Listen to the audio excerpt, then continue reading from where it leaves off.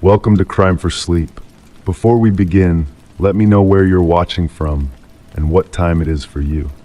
And don't forget to like, comment, and subscribe. Story 1: The Mysterious Tale of the Vanished Families.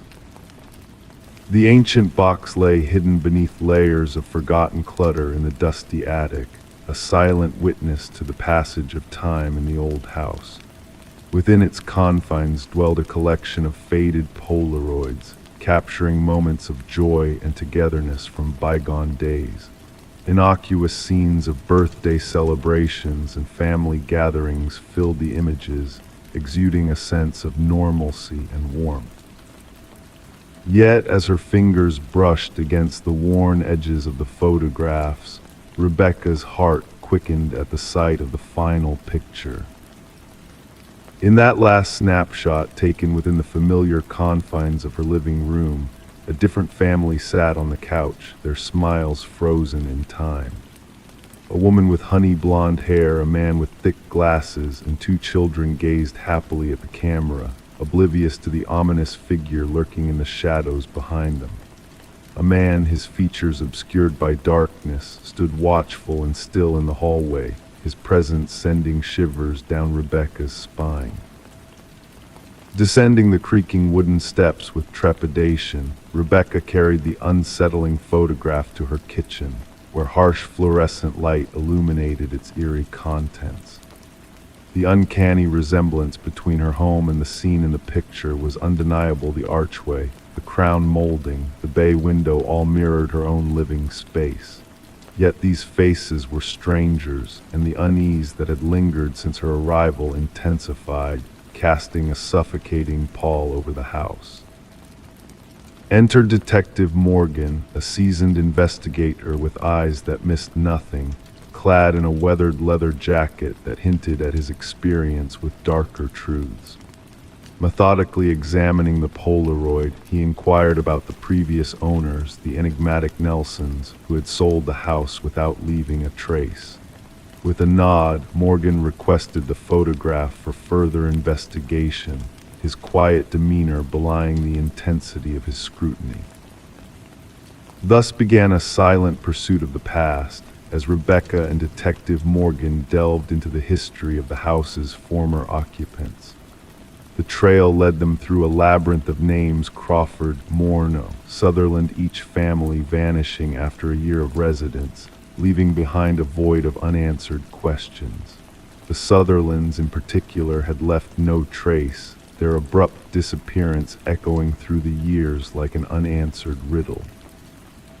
Forensic analysis unveiled unsettling details within the photograph: the calculated arrangement of the subjects, the presence of the mysterious figure in the hallway. Enhanced imaging revealed a tall, shadowy figure, cloaked in darkness, his silent vigil suggesting a malevolent intent. As the pieces of the puzzle slowly came together, a pattern of families disappearing without a trace, leaving behind only echoes of their existence. Delving into the archives, Detective Morgan uncovered the shadow of a man long gone: Samuel Whitfield, the elusive architect who had shaped the house's destiny. A spectral presence in the photograph, Whitfield's likeness bore an uncanny resemblance to the figure in the hallway, weaving a web of intrigue that spanned decades. His supposed demise in a construction accident only deepened the mystery, leading the investigation to the house's hidden depths. Beneath the cold concrete of the basement, a chilling discovery awaited: the preserved remains of the missing families, entombed in a macabre tableau of forgotten lives. Among them lay the camera that had captured their final moments, a silent witness to the darkness that lurked within the house's walls. As the truth unfurled like a dark flower, Rebecca's world crumbled, the once familiar rooms now tainted by the specter of unseen horrors. Sealed off as a crime scene, the house stood silent and forsaken, its secrets buried beneath layers of concrete and soil. Within the hidden recesses of the attic, a sinister chamber revealed itself, a makeshift sanctuary for the enigmatic watcher, Samuel Whitfield. His journal, filled with chilling observations of the families he had observed, hinted at a malevolent purpose, a plan set in motion long before Rebecca had crossed the threshold. Fleeing to the safety of a hotel, Rebecca found no respite from the haunting presence that lingered in the shadows. A late-night call, the mechanical click of a Polaroid camera all served as grim reminders of the forces arrayed against her. The investigation, a tapestry of shadows and secrets, continued its relentless march, seeking closure in a house tainted by the sins of its past. And so the house stood as a silent sentinel, its windows dark, its halls haunted by the specter of Samuel Whitfield. A phantom of the past, a watcher in the shadows, he remained elusive, his true fate shrouded in mystery. As new families moved in, unaware of the darkness that lay in wait, the legacy of the vanished ones lived on, their voices echoing through the empty rooms. In the depths of the night, as the world slept, unseen eyes watched from the darkness, capturing moments of unsuspecting lives. The truth remained elusive, a flickering flame in the shadows, beckoning the curious and the brave to unravel the enigma of the vanished families. And so the house stood, a testament to the enduring power of secrets, a silent witness to the mysteries that dwell in the hearts of men. Story 2. In a sleepy town where time seemed to move a bit slower, there was a costume shop that was fading into the shadows, its shelves bare as it prepared to close its doors for the final time. Among the remnants of old inventory, a woman wandered in, her eyes drawn to a mask perched on a dusty shelf. Its features were delicate yet strangely lifelike, a silent observer in the dimly lit store. With a curious hand, she lifted the mask, feeling a shiver run down her spine at the unsettling aura it exuded. As she placed it on the counter to purchase, the cashier hesitated, a flicker of unease crossing his features. "That's not ours," he muttered under his breath, but the woman, intrigued by the mystery of the mask, simply shrugged and took it home. That night a soft sound stirred her from slumber, a whisper of fabric shifting, almost imperceptible. Her eyes blinked open to find the mask missing from its place on the dresser. Heart pounding, she turned to see it perched on her nightstand, facing her with an inexplicable intensity. The woman, known as Catherine Reed in the town, would never be seen alive again. It was her neighbor who stumbled upon the chilling scene the next morning. The front door stood slightly ajar, inviting a stream of golden sunlight into the otherwise somber home. Expecting a mundane visit to return a borrowed book, the neighbor instead discovered a sight that would echo through the corridors of investigators' minds for years to come. Catherine lay lifeless on her bedroom floor, the mysterious mask nowhere to be found. Detective Morgan arrived at the scene, her presence commanding yet shrouded in a veil of quiet contemplation. As forensics meticulously documented the room, the shutters outside clicked rhythmically, a haunting soundtrack to the unfolding tragedy.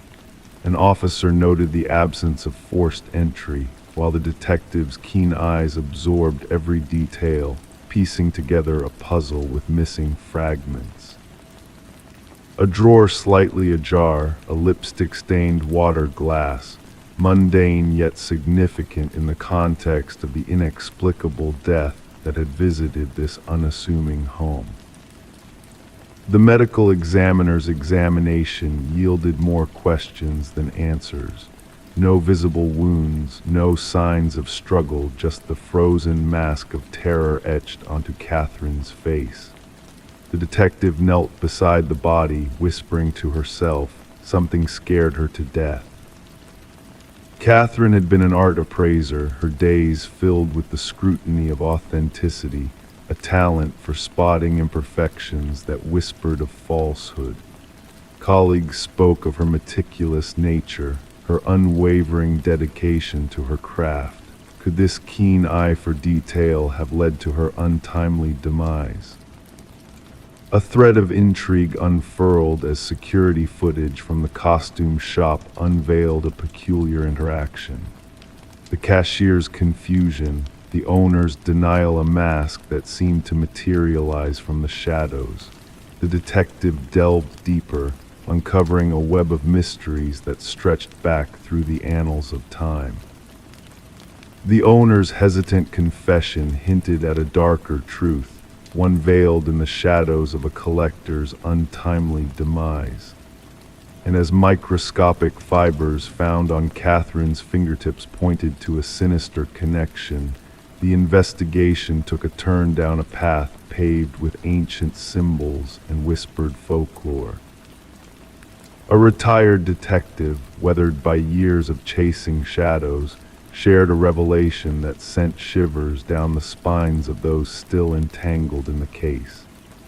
Ancient symbols hidden within the masks, a ritual of soul transference. Could it be that these masks were vessels for something beyond human comprehension?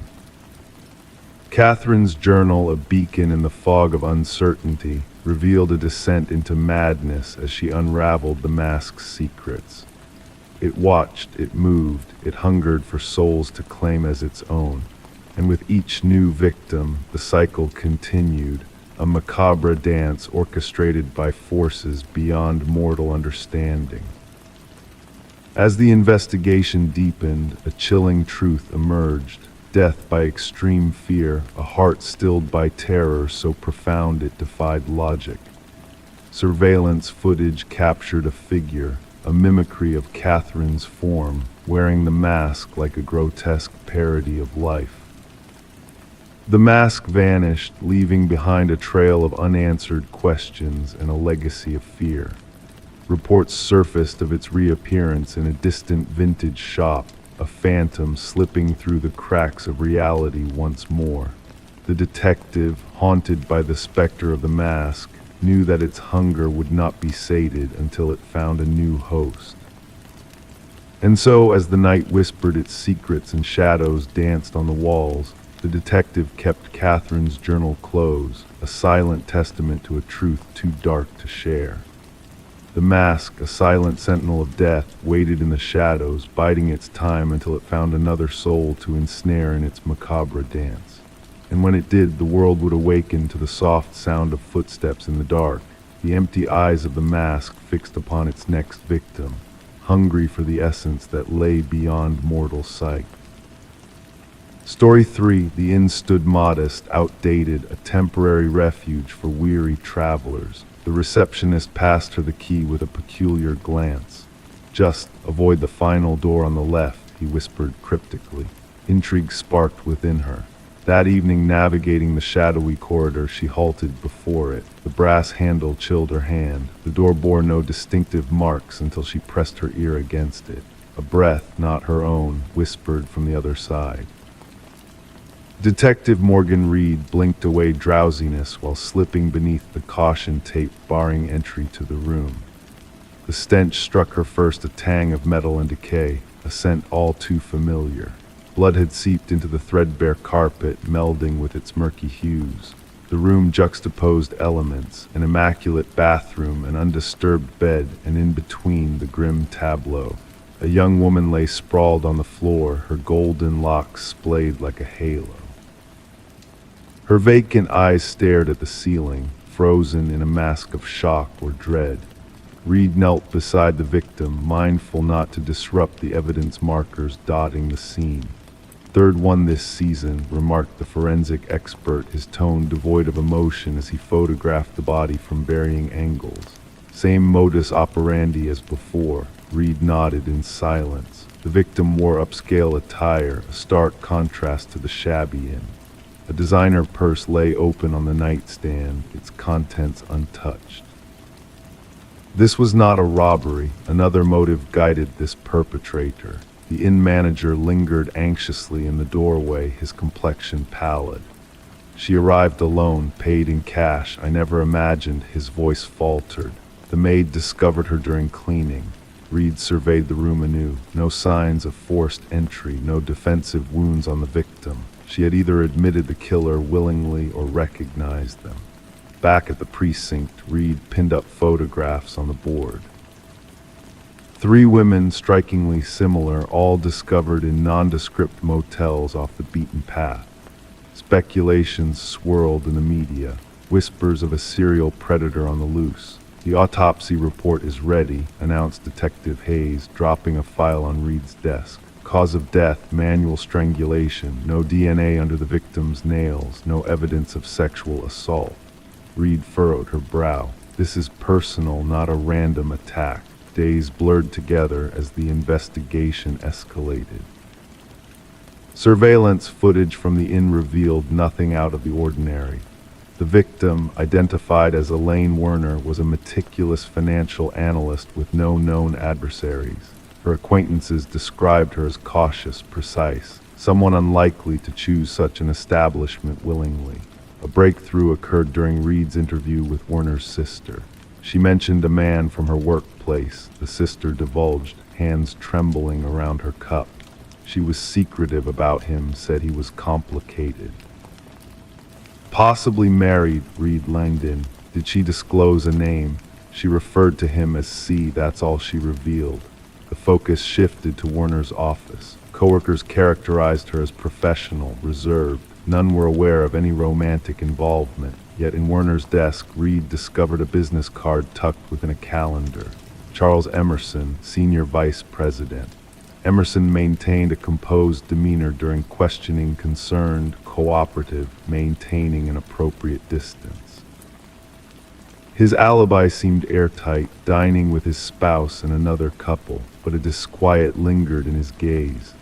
Did you have a personal relationship with Elaine Werner outside of work? Reed inquired casually. A flicker passed over Emerson's features, fleeting enough to evade notice by most, purely professional. Later that week, partial fingerprints from Werner's purse were matched to Emerson by forensic analysis. When pressed, his facade crumbled. We were involved, he confessed. But I terminated it. She threatened to disclose our affair to my wife. Was that a motive for murder? Reed probed. Emerson's countenance hardened. I never set foot in that inn. However, the inn's records painted a different narrative. A credit card transaction for the adjacent room paid with a corporate card linked to Emerson's company. Upon searching that room, investigators uncovered a discreet camera concealed in the shared wall vent. The evidence stacked up. Fibers from Emerson's distinctive suit corresponded to those recovered from Werner's body. His DNA was present on a drinking glass in her room. Further scrutiny of his home computer unveiled similar recordings of the prior victims. A pattern emerged. Emerson targeted women resembling his spouse in her youth. He lured them to designated motels, always selecting the room next to the last door on the left, a chamber already outfitted with surveillance gear. After capturing their encounters, he returned to erase the evidence, the women themselves. In the interrogation chamber, Emerson's facade finally fractured. They posed a threat to everything, he murmured. My status, my marriage, my existence. The trial was concise yet sensational. 3 families witnessed justice unfold in the antiseptic courtroom. Emerson remained apathetic, maintaining the aloof mask that had served him in the corporate realm. The judge sentenced him to life imprisonment without the possibility of parole. As officers escorted him away, Reed caught his gaze. Fleetingly, she glimpsed not humanity, but its void, a hollowness where empathy should reside. The media dubbed it the last door on the left case. Psychologists dissected Emerson's psyche. Enthusiasts of true crime scrutinized every detail. Yet for Reed, the case lingered unresolved. At times, wandering down in corridors, she found herself numbering doors, pondering the enigmas concealed within. In the evidence repository, shielded from public sight, 3 identical keys endure, labeled and archived, tangible mementos that certain doors, once unlocked, can never be sealed anew.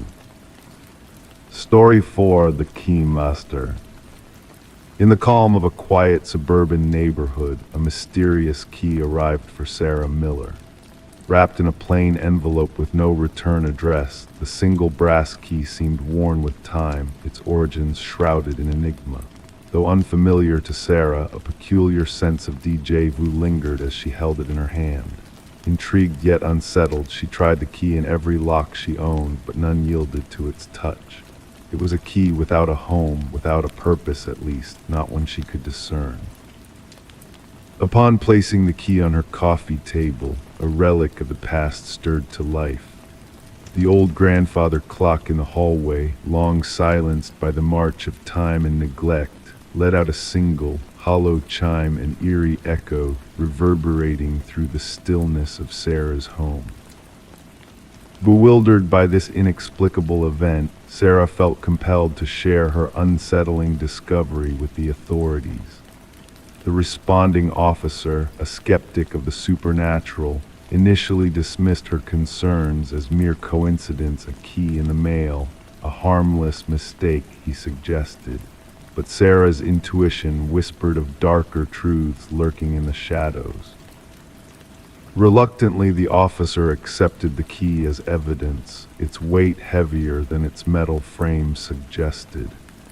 Placed in a small evidence bag, the key began a journey that would unravel the tranquility of the neighborhood, plunging it into the depths of a chilling mystery. Enter Detective Robert Harmon, a seasoned investigator with an instinct honed by years of unraveling the tangled threads of human nature. The brass key sat upon his desk, unassuming yet radiating a silent malevolence that set his nerves on edge. As he delved into Sarah's background, the surface revealed a portrait of innocence, a retired teacher, a widow, a mother. No shadows tainted her past, no whispers tainted her name. Forensic scrutiny of the key yielded no fingerprints but Sarah's own. The envelope bore no secrets beyond a generic postmark, a breadcrumb leading nowhere. The key itself, a standard Schlage, bore the scars of time and wear, hinting at a past obscured by layers of mystery. A breakthrough came when Detective Harmon decided to delve deeper, to unlock the secrets hidden within the key's intricate pattern. A cold case from years past whispered its secrets: a storage unit, blood-stained carpets, tools of darkness, and haunting photographs of women frozen in time. The original investigation had faltered, its threads slipping through the hands of justice. But with newfound purpose, Harmon dusted off the forgotten case files, tracing the key's lineage to a darkness that had eluded the light of truth for far too long. Sarah, an unwitting player in this macabre tale, found herself at the center of a storm she could never have foreseen. As the investigation unfurled its tendrils, she fortified her home, locking away her fears behind bolted doors and watchful eyes. The shadow of Harold Jenkins, a ghost from the past, materialized as the investigation peeled back layers of deceit and horror. A man of unremarkable presence, a phantom in the memories of those who once crossed his path, Jenkins emerged as the architect of unspeakable atrocities. The keys, each one a sinister token of his dark deeds, whispered their secrets from beneath the floorboards of a forgotten cabin. A hidden chamber, a repository of nightmares, unveiled a grim tableau of lives lost and souls forgotten. As the manhunt for the keymaster intensified, a nation held its breath, haunted by the specter of a predator lurking in the shadows. Jenkins, a phantom in human form, slipped through the fingers of justice, leaving behind a trail of darkness that stained the fabric of a community forever altered. In the heart of the wilderness, a final act played out a tragic symphony of despair and revelation. Jenkins, cornered by the echoes of his sins, chose a path of darkness, sealing his fate with a final, chilling note addressed to Sarah, a whisper from beyond the grave, a testament to the twisted mind that had sought her out. The keys, silent witnesses to unspeakable horrors, now rest in a quiet evidence locker, a grim reminder of the fragility of safety and the darkness that lurks beneath the veneer of normalcy. And in the stillness of the night, as shadows dance upon the walls, they echo a haunting truth that sometimes the most monstrous of evils wear the mask of the ordinary, waiting to be unmasked by the light of justice. Story 5. The gentle current whispered its secrets that tranquil morning, the water shimmering like liquid glass under the soft light of dawn. The lone fisherman, lost in his thoughts, almost missed the peculiar sight of a lone suitcase bobbing near the shore. At first glance, it seemed like nothing more than discarded clothes, abandoned by the careless hands of passers-by. But as he approached, the pungent odor assaulted his senses, a heavy, stifling scent that could not be mistaken. The suitcase was adorned with chains, its edges tinged with the rust of neglect. When the authorities pried it open, it revealed a macabre truth. Not clothes awaited them, but a haunting sight. Tangled hair intertwined with fingers frozen in a chilling grip. And at the depths of the case, a cryptic note whispered, "This isn't the first." Detective Sarah Mercer, a figure of quiet strength, gingerly pressed her handkerchief to her nose as she surveyed the grim tableau before her. The victim, a woman in her mid-30s with dark locks and pallid skin now marred by the caress of water, lay in a state of eerie repose. The meticulous medical examiner painstakingly documented each detail before the body was gently lifted from its watery grave.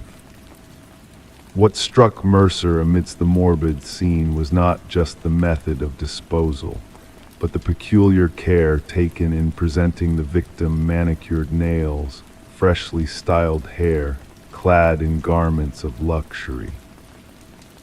"She was not slain here," Mercer murmured softly, her gaze fixed on the rippling waters caressing the muddy banks. "She was readied, adorned."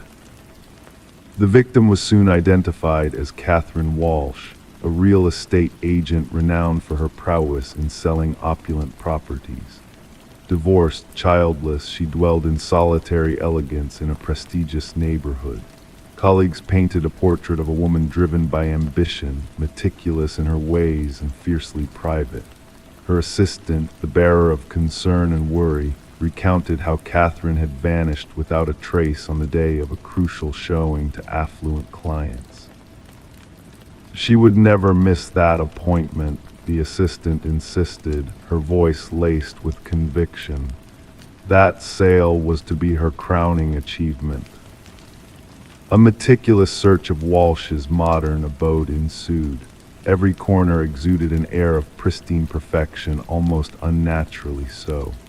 Designer furnishings stood in precise arrangement, untouched by the hand of disorder. Not a speck of dust dared to mar the surfaces. The refrigerator harbored meticulously labeled meals, neatly organized by the passing days.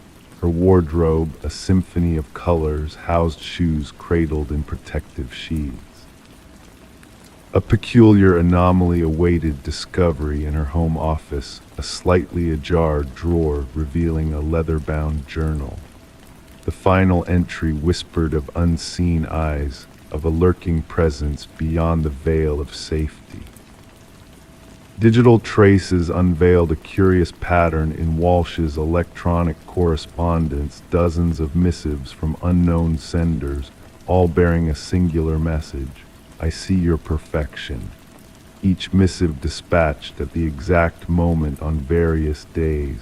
Her browsing history hinted at a quest for security systems and personal safeguards. Mercer, the astute detective, wove these threads into a tapestry of understanding the meticulous arrangement of the victim, the meticulous display. "Our perpetrator is a creature of method," she confided to her partner. "This was no crime of passion, this was a ceremony." The pivotal moment arrived from an unexpected quarter. A local pawnbroker recognized Walsh's emerald necklace absent from her possessions. The pawned items custodian Michael Linden, an unassuming maintenance worker of few words.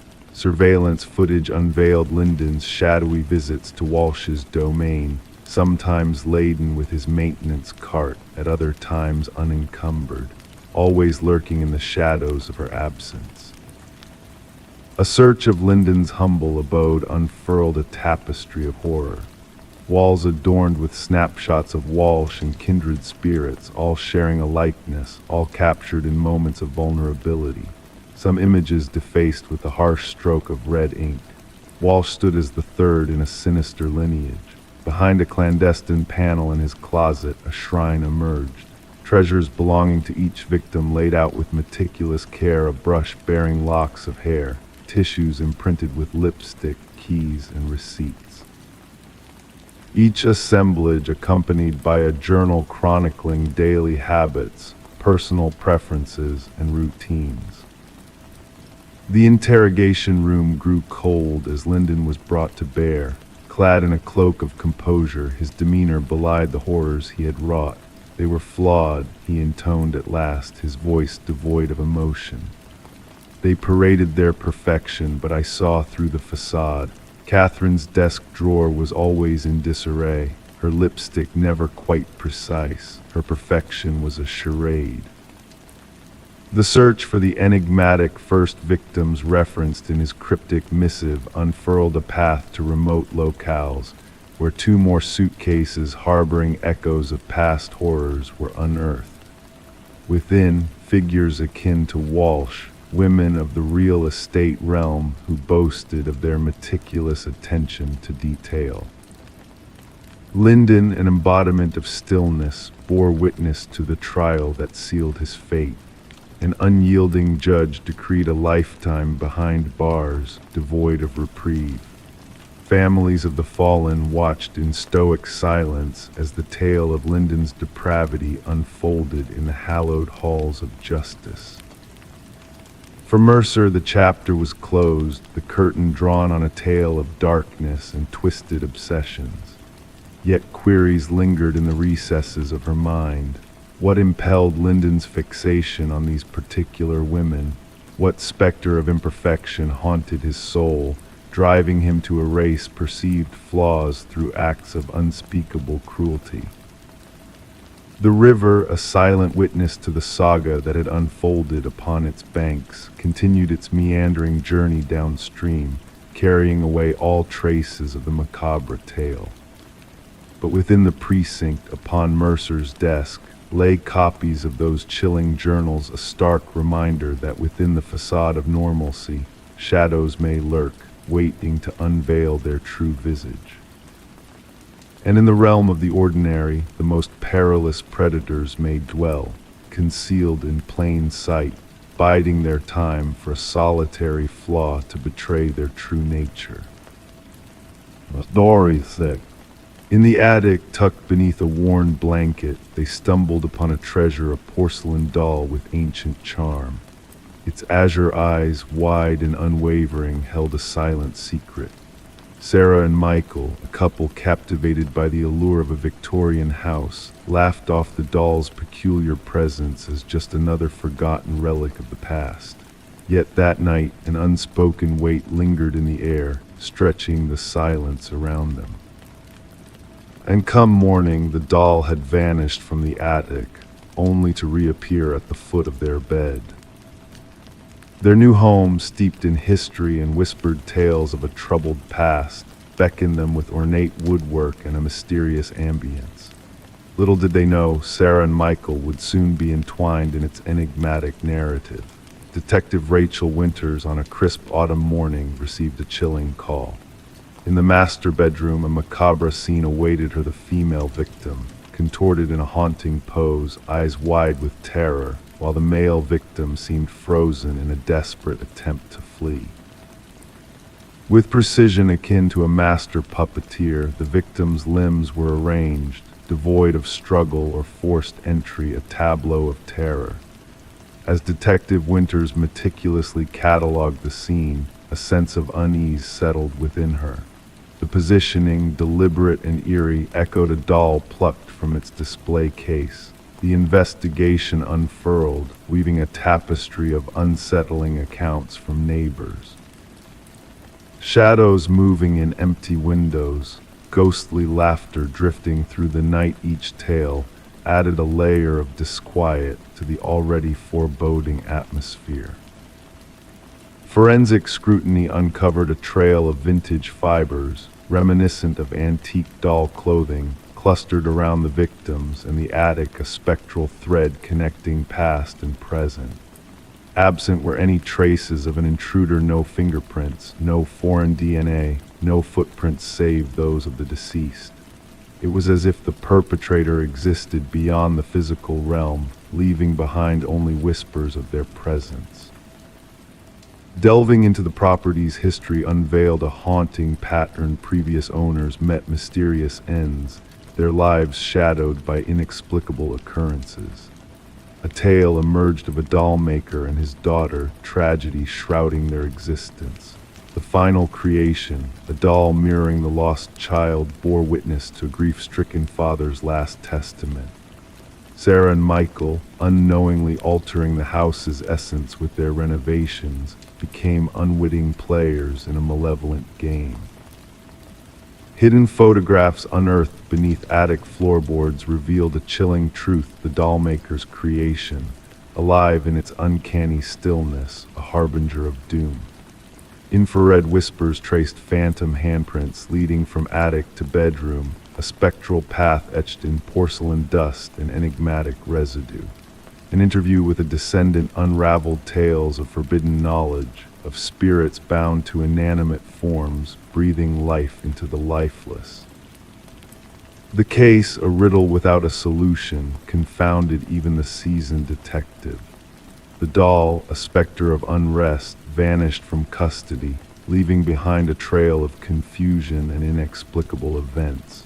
Detective Winters, her final act shrouded in mystery, safeguarded a memory, a photograph that bore witness to the dollmaker's legacy, a reminder of the unexplained. The house, tainted by a history of sorrow, changed hands once more, its attic a hollow echo of past miseries. The doll, a phantom of the night, eluded capture, its presence whispered but never confirmed. And as the new owners chose to leave the attic undisturbed, a quiet unease lingered in the air, punctuated by fleeting shadows and the soft laughter of a ghostly child on tranquil nights.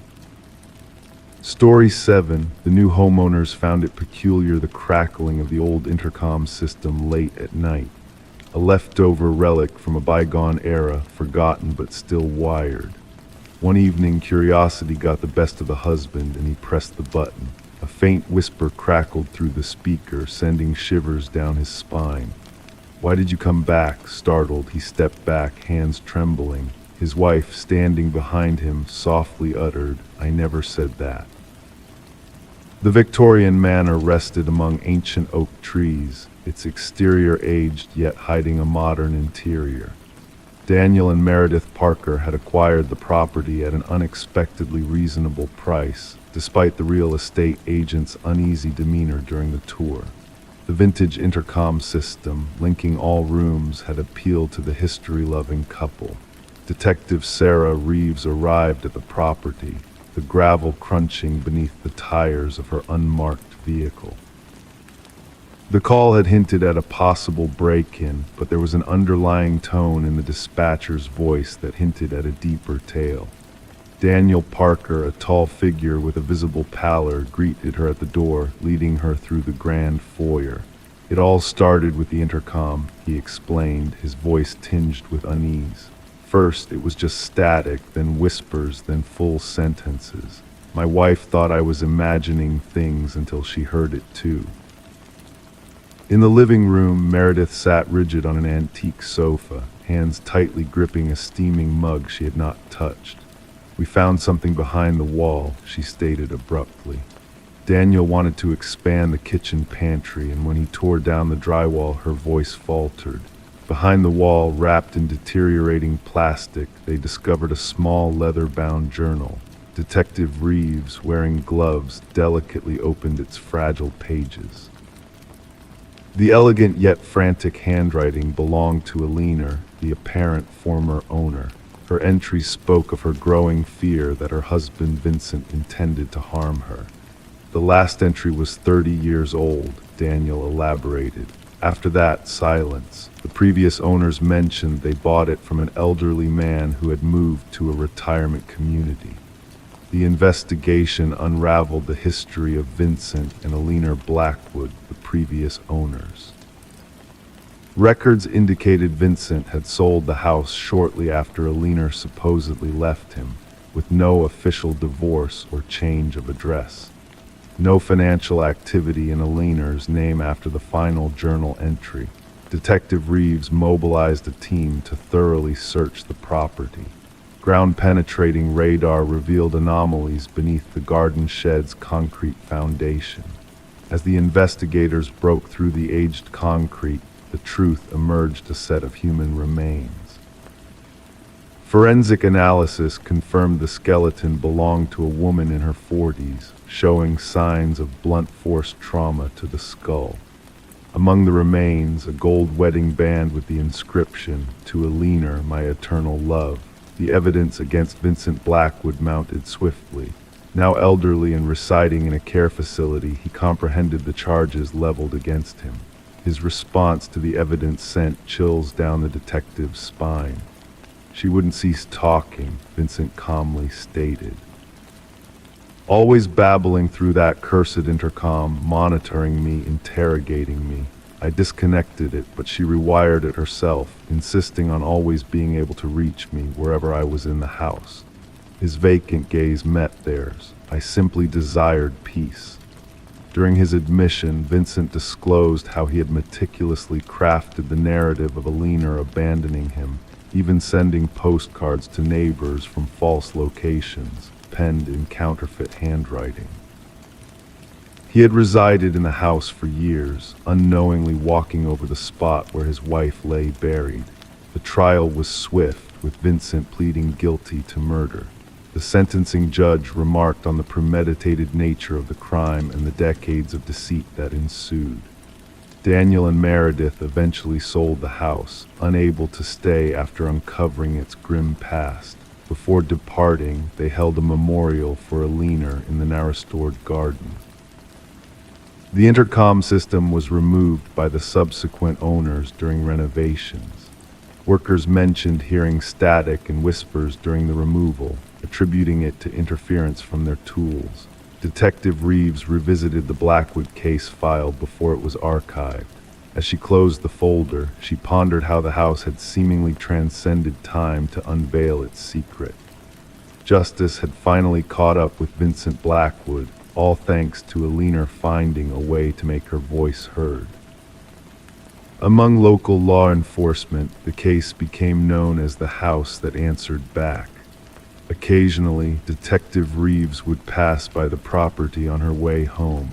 She never halted, but she would slow down, window cracked open slightly, listening for whispers carried on the wind.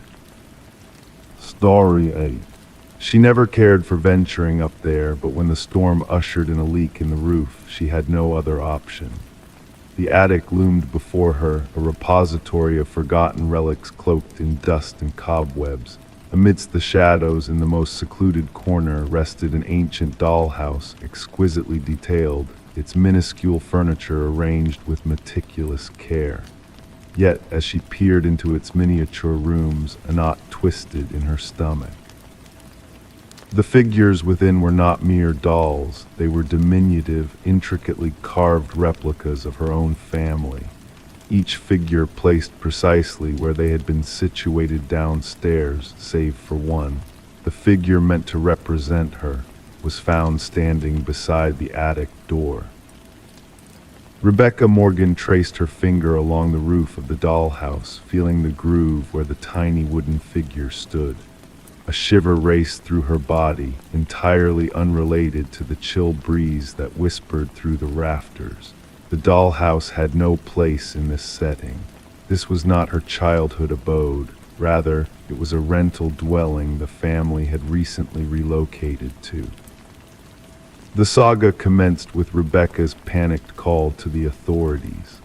Law enforcement officers descended upon the suburban abode to discover a family in turmoil, clustered in the living room, adamantly refusing to ascend the stairs. The lead investigator, Detective Sarah Harmon, initially brushed aside their distress as a potential prank or the fanciful imaginings of a family adapting to unfamiliar surroundings. The meticulous detail was what struck me, Detective Harmon would later muse in interviews. Each miniature figurine captured a distinct aspect of each family member: the father's receding hairline, the teenage son's hoodie, even the small birthmark on the mother's hand. The course of the inquiry shifted when forensic teams unearthed fingerprints on the dollhouse that bore no semblance to any family members. Even more disconcerting were the microscopic cameras concealed in the eyes of each miniature figure, all linked to a sophisticated surveillance system nestled beneath the dollhouse itself. Scrutiny of the Morgan family's movements in the days prior unveiled an unsettling pattern. The positions of the figures within the dollhouse not only mirrored the family's seated locations that fateful evening, but precisely replicated stances from various days, indicating that someone had been clandestinely observing them long enough to discern their routines. We soon realized this was no ordinary case of stalking, elucidated Detective Harmon. The perpetrator exhibited a level of fixation seldom encountered in criminal psychology literature. The investigation unveiled a concealed entrance to the basement, camouflaged behind a false wall in the pantry.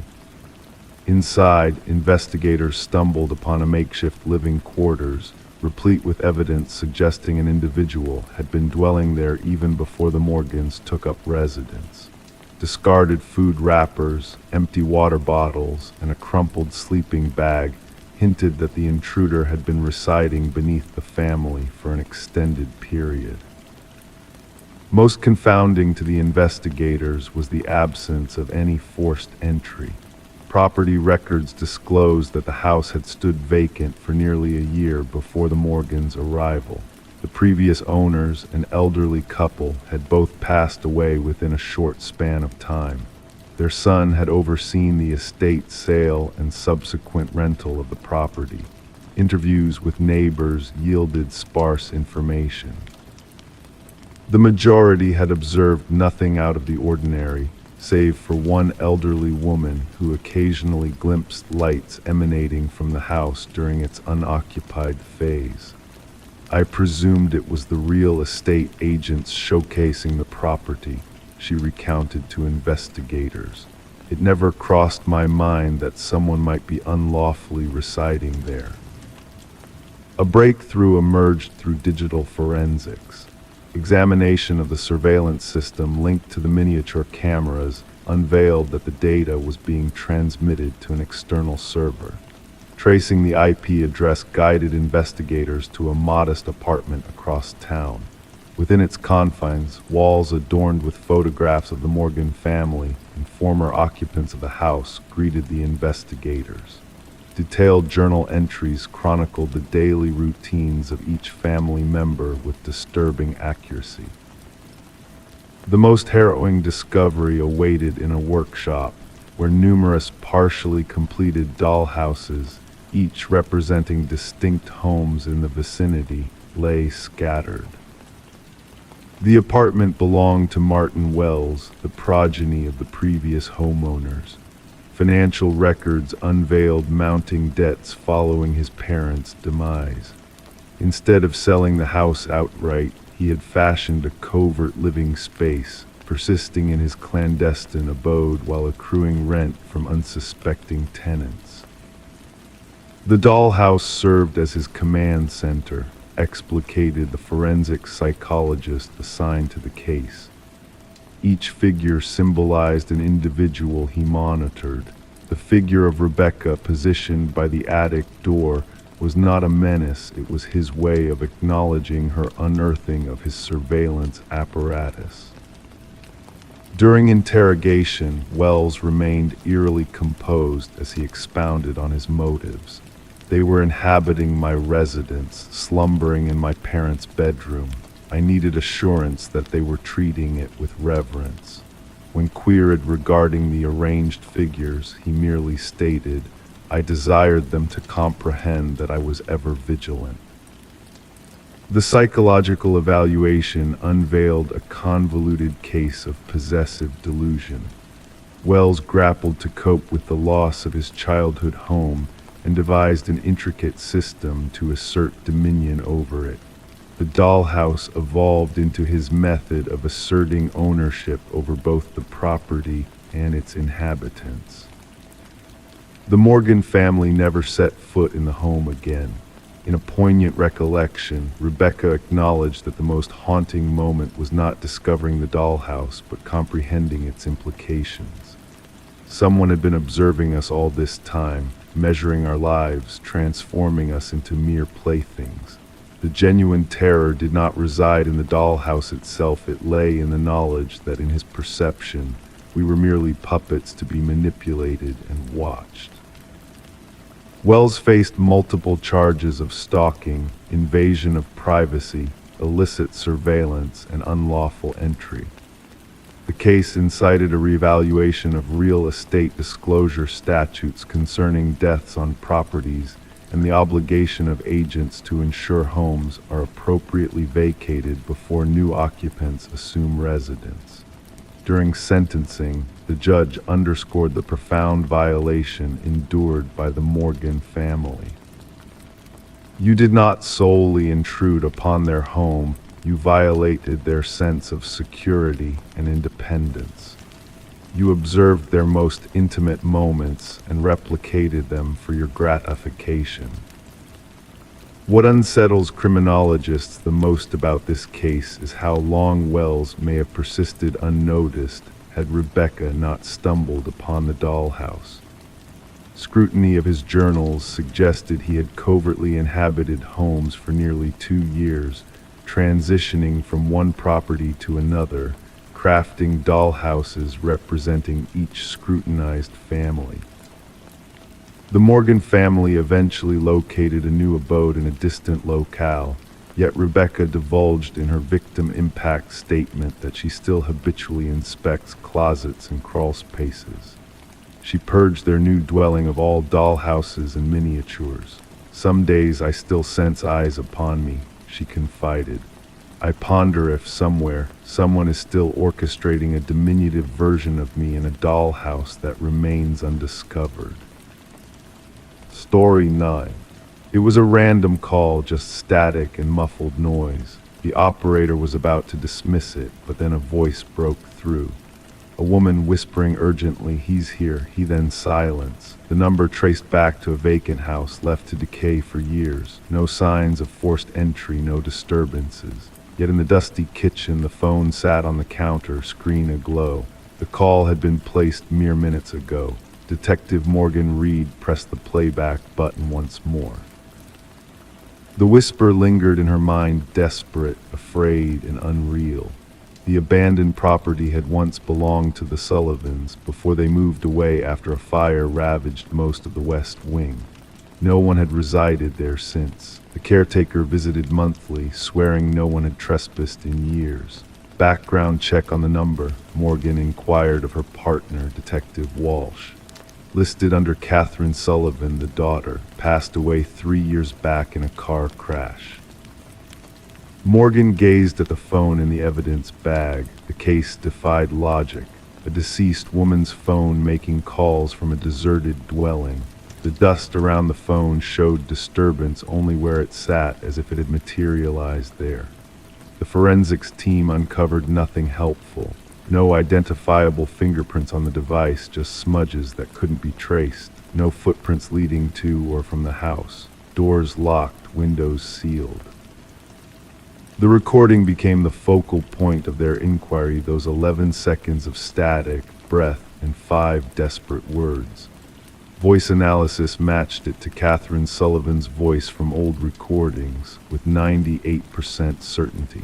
The timestamp indicated the call coincided with Catherine's passing 3 years prior, down to the minute.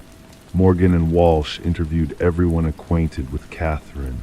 Her father, now remarried, appeared genuinely perplexed. Her mother, living alone in a modest apartment, broke down upon hearing the recording. "That's my Katie," she murmured. "She sounds so frightened."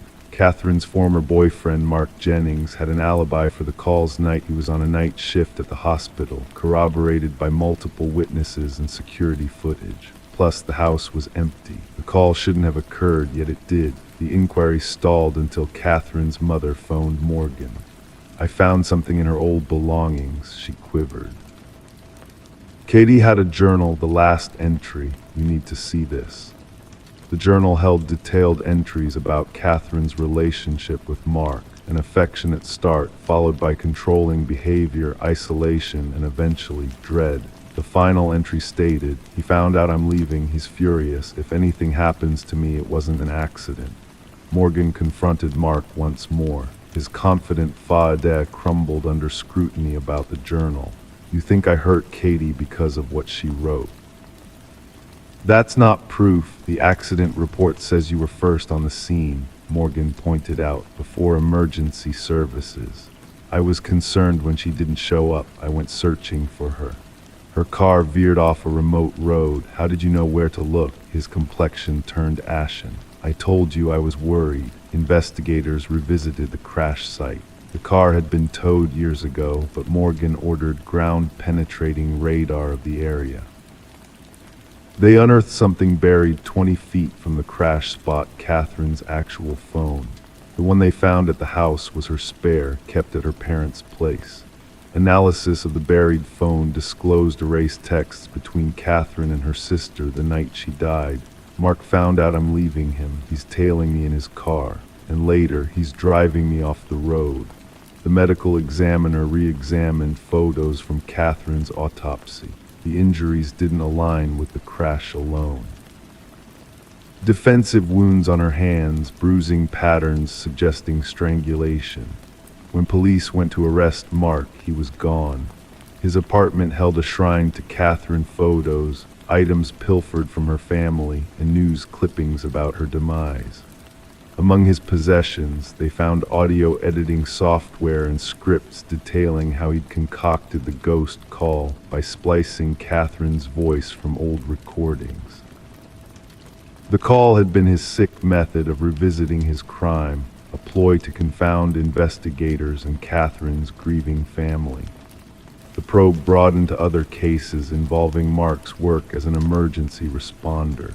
2 more suspicious deaths of young women surfaced, both ruled accidents. Both had been involved with Mark. 6 days into the search, officers spotted Mark's vehicle outside the Sullivan house.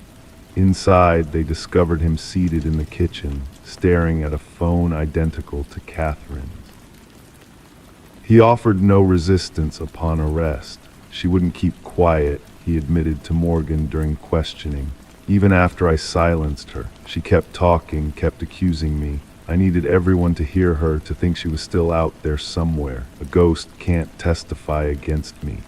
The jury took less than 3 hours to find Mark guilty of first-degree murder.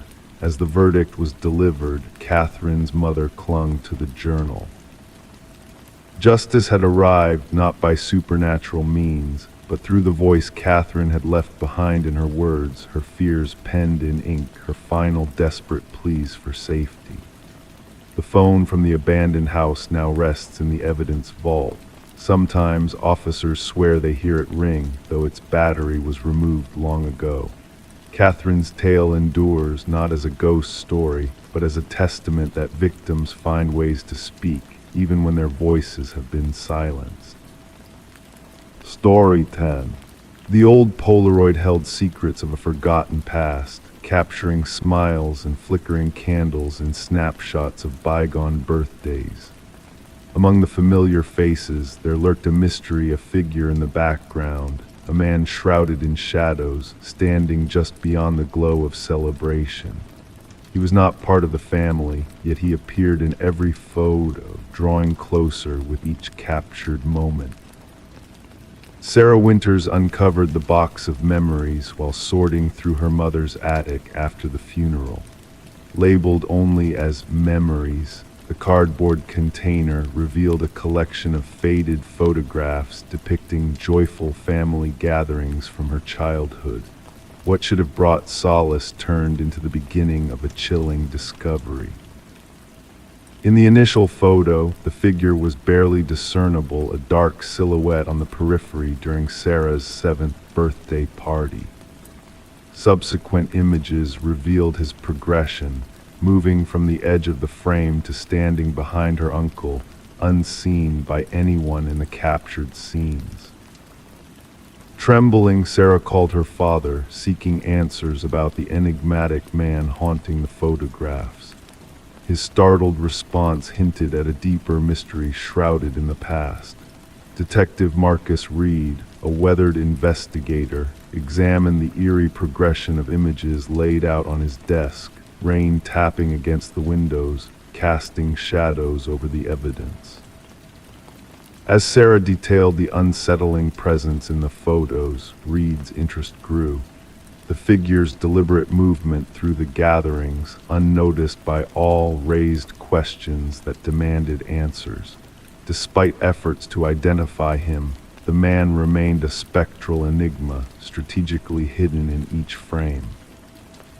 Further investigation uncovered a chilling connection to a long-forgotten case involving child abductions. Enhanced images revealed details previously obscured: a scar, a ring, a reflection that hinted at a dark past. Dental records tied the figure to a vanished maintenance worker, Robert Keller, linked to the abductions that had haunted the region years ago. The revelation unraveled a web of hidden horrors, connecting unsolved cases to the sinister figure in the photographs. Sarah's world shifted as the truth emerged, shedding light on the shadowy presence that had haunted her family's celebrations for decades.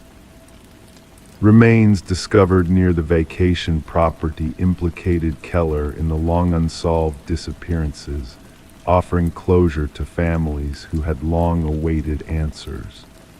The photos, once cherished memories, now stood as chilling evidence of a malevolent presence lurking in the shadows of joyous occasions.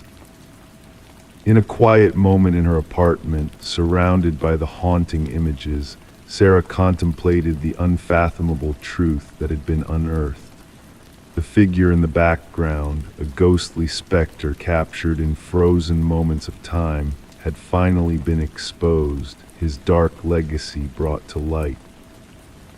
As Sarah placed the photos back in the box, she knew that some secrets are hidden in plain sight, waiting to be uncovered by those brave enough to confront the shadows of the past. And in that stillness, as the candles flickered in the photographs, the mystery of the unseen figure was finally laid to rest, a haunting chapter closed by the relentless pursuit of truth.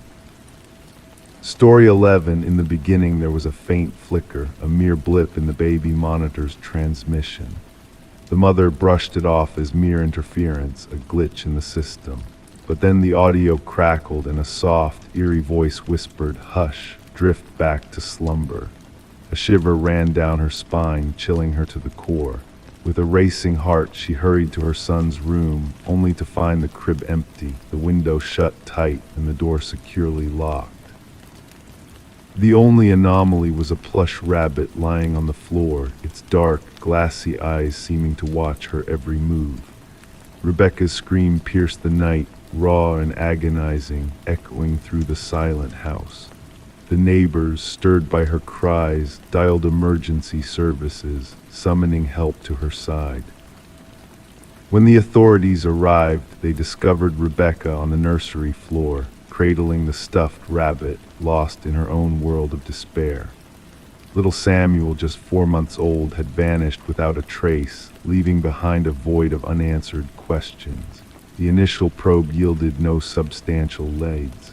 No signs of forced entry, no alarms triggered, no disturbances except for that unsettling voice on the monitor. How could someone enter a locked home, snatch a child, and vanish into the night without a trace, leaving behind only a haunting whisper and a silent nursery? Suspicion soon turned to Rebecca.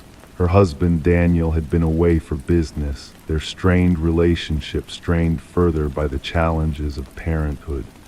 Medical records hinted at Rebecca's struggle with postpartum depression, casting a shadow over her innocence. Detectives noted her unnervingly composed demeanor, raising doubts about a mother who had just lost her child in inexplicable circumstances. A breakthrough emerged when fibers were found on the nursery windowsill, fibers from a rare climbing rope not belonging to the household.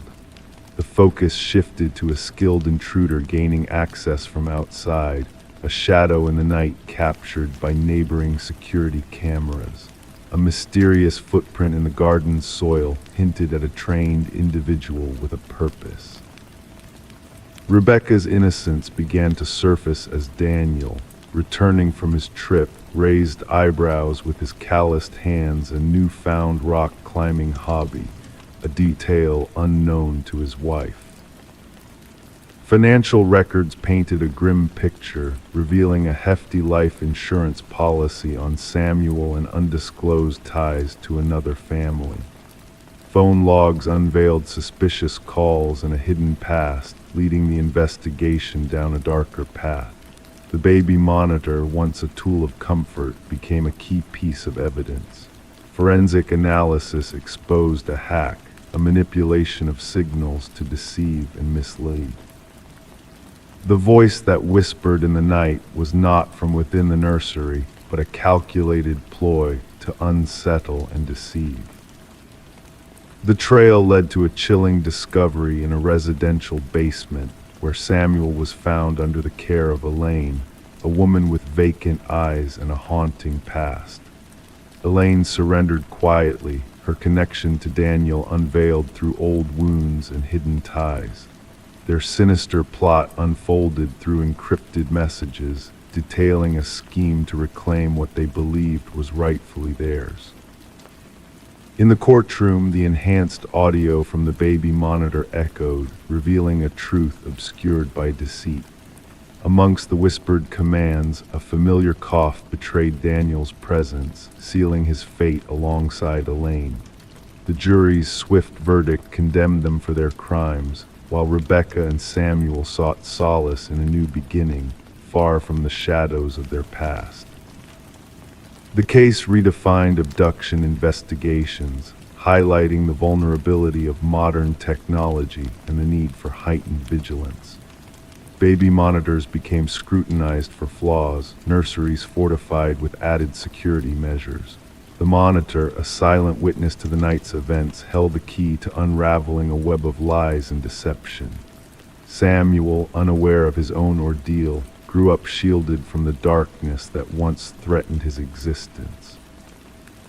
Rebecca safeguarded the stuffed rabbit, a silent reminder of the night that changed their lives forever. Its glassy eyes held the truth, a truth that transcended words and whispers, a truth that only the monitor had captured in its silent vigil. Story 12. The parcel presented itself without a return label or tracking number, just a plain cardboard box, its surface slightly damp from the morning dew. It wasn't intended for Sarah Miller. Her address was correct, yet the name inscribed was unfamiliar. The logical choice would have been to disregard it, to leave it untouched on the porch, but the allure of curiosity overpowered restraint. With cautious hands, she peeled away the tape, anticipating books, apparel, something innocuous. However, nestled within was a VHS tape, accompanied by a solitary sticky note bearing 2 words, "Watch alone." Sarah Miller gazed at the mysterious black plastic cassette resting in her hands.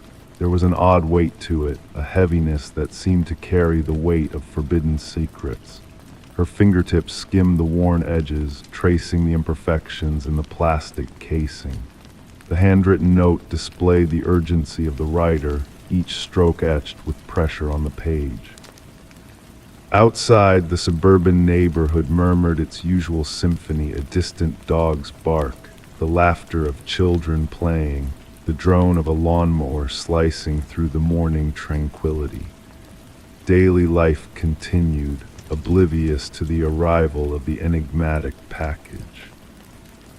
Bringing the parcel inside, Sarah placed it on her kitchen counter, uncertainty creeping into her thoughts. The name Daniel Whitaker held no significance to her.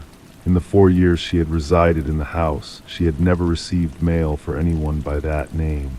A battle between curiosity and unease waged within her as she glanced at her outdated VCR, a relic of nostalgia.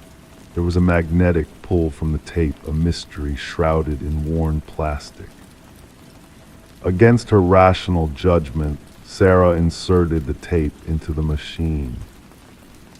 Initially, static danced on the screen, white noise that slowly sharpened into clarity.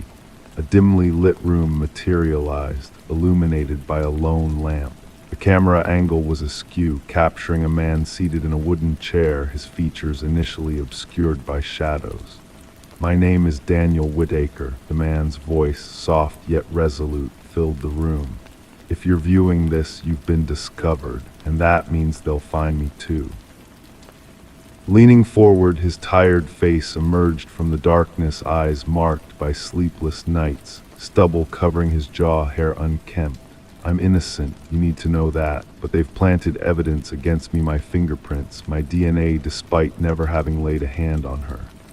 As he adjusted the camera, the room's starkness was revealed: bare walls, minimal furnishings, a temporary abode for one prepared to flee at a moment's notice. They fabricated everything. The official narrative will claim I knew her, that we quarreled, that witnesses overheard our altercations. None of it holds truth. I only saw Catherine Walsh's face when it flashed on the news. His voice faltered. Dead, murdered in her own home, and somehow my DNA was implicated in the crime scene. Detective Eliza Ramirez scrutinized the identical VHS tape on her desk, the fifth to surface. 5 tapes, 5 disparate recipients, all bearing the desperate plea of Daniel Whitaker, a man pegged as the prime suspect in Catherine Walsh's murder. A man who had vanished without a trace following the discovery of her lifeless body. Initially, the Walsh case appeared straightforward: a young professional woman strangled in her bedroom, no signs of forced entry, evidence pointing decisively to Whitaker, whose fingerprints were already cataloged in the system from a prior minor offense. Witnesses reported sightings of a man matching his description near her residence in the weeks leading up to the tragedy. An open and shut case until the emergence of the tapes. "The tapes complicate matters," Detective Ramirez dictated into her recorder, updating her case notes. "Whitaker is either weaving an intricate deception or exposing a darker truth." Surveying her evidence board, smiling photos of Catherine Walsh, grisly crime scene images too disturbing to linger on, maps pinpointing the delivery sites of the parcels, and at the heart, Daniel Whitaker's driver's license photo. His eyes seemed to implore her, beseeching for vindication. The investigation took a sharp turn when Ramirez uncovered that Catherine Walsh had been embroiled in a whistleblower case against her employer, Pharmacorp, a potent pharmaceutical entity with governmental ties. Walsh had unearthed irregularities in their clinical trial data, evidence of concealing severe side effects in a new drug fast-tracked for market release. She was set to testify, a former colleague whispered to Ramirez during an interview, eyes darting nervously toward the exit. Catherine possessed incriminating documents, evidence that upper management was aware of the issues and chose to bury them. The trial was scheduled for next week. Oddities began surfacing. The The DNA evidence seemed meticulously placed, found in locations incongruous with the crime. Witness statements regarding Whitaker appeared rehearsed, echoing the same phrases across different accounts. Most unsettling, surveillance footage from nearby buildings inexplicably corrupted during the critical time frame encompassing the murder.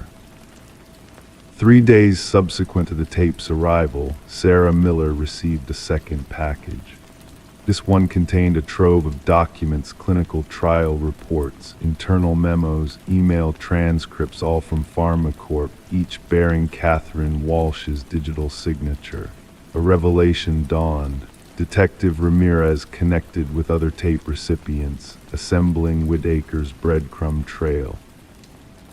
He had been employed in IT security for a PharmaCorp contractor, never crossing paths with Catherine but stumbling upon her name flagged in an anomalous security protocol he wasn't meant to access.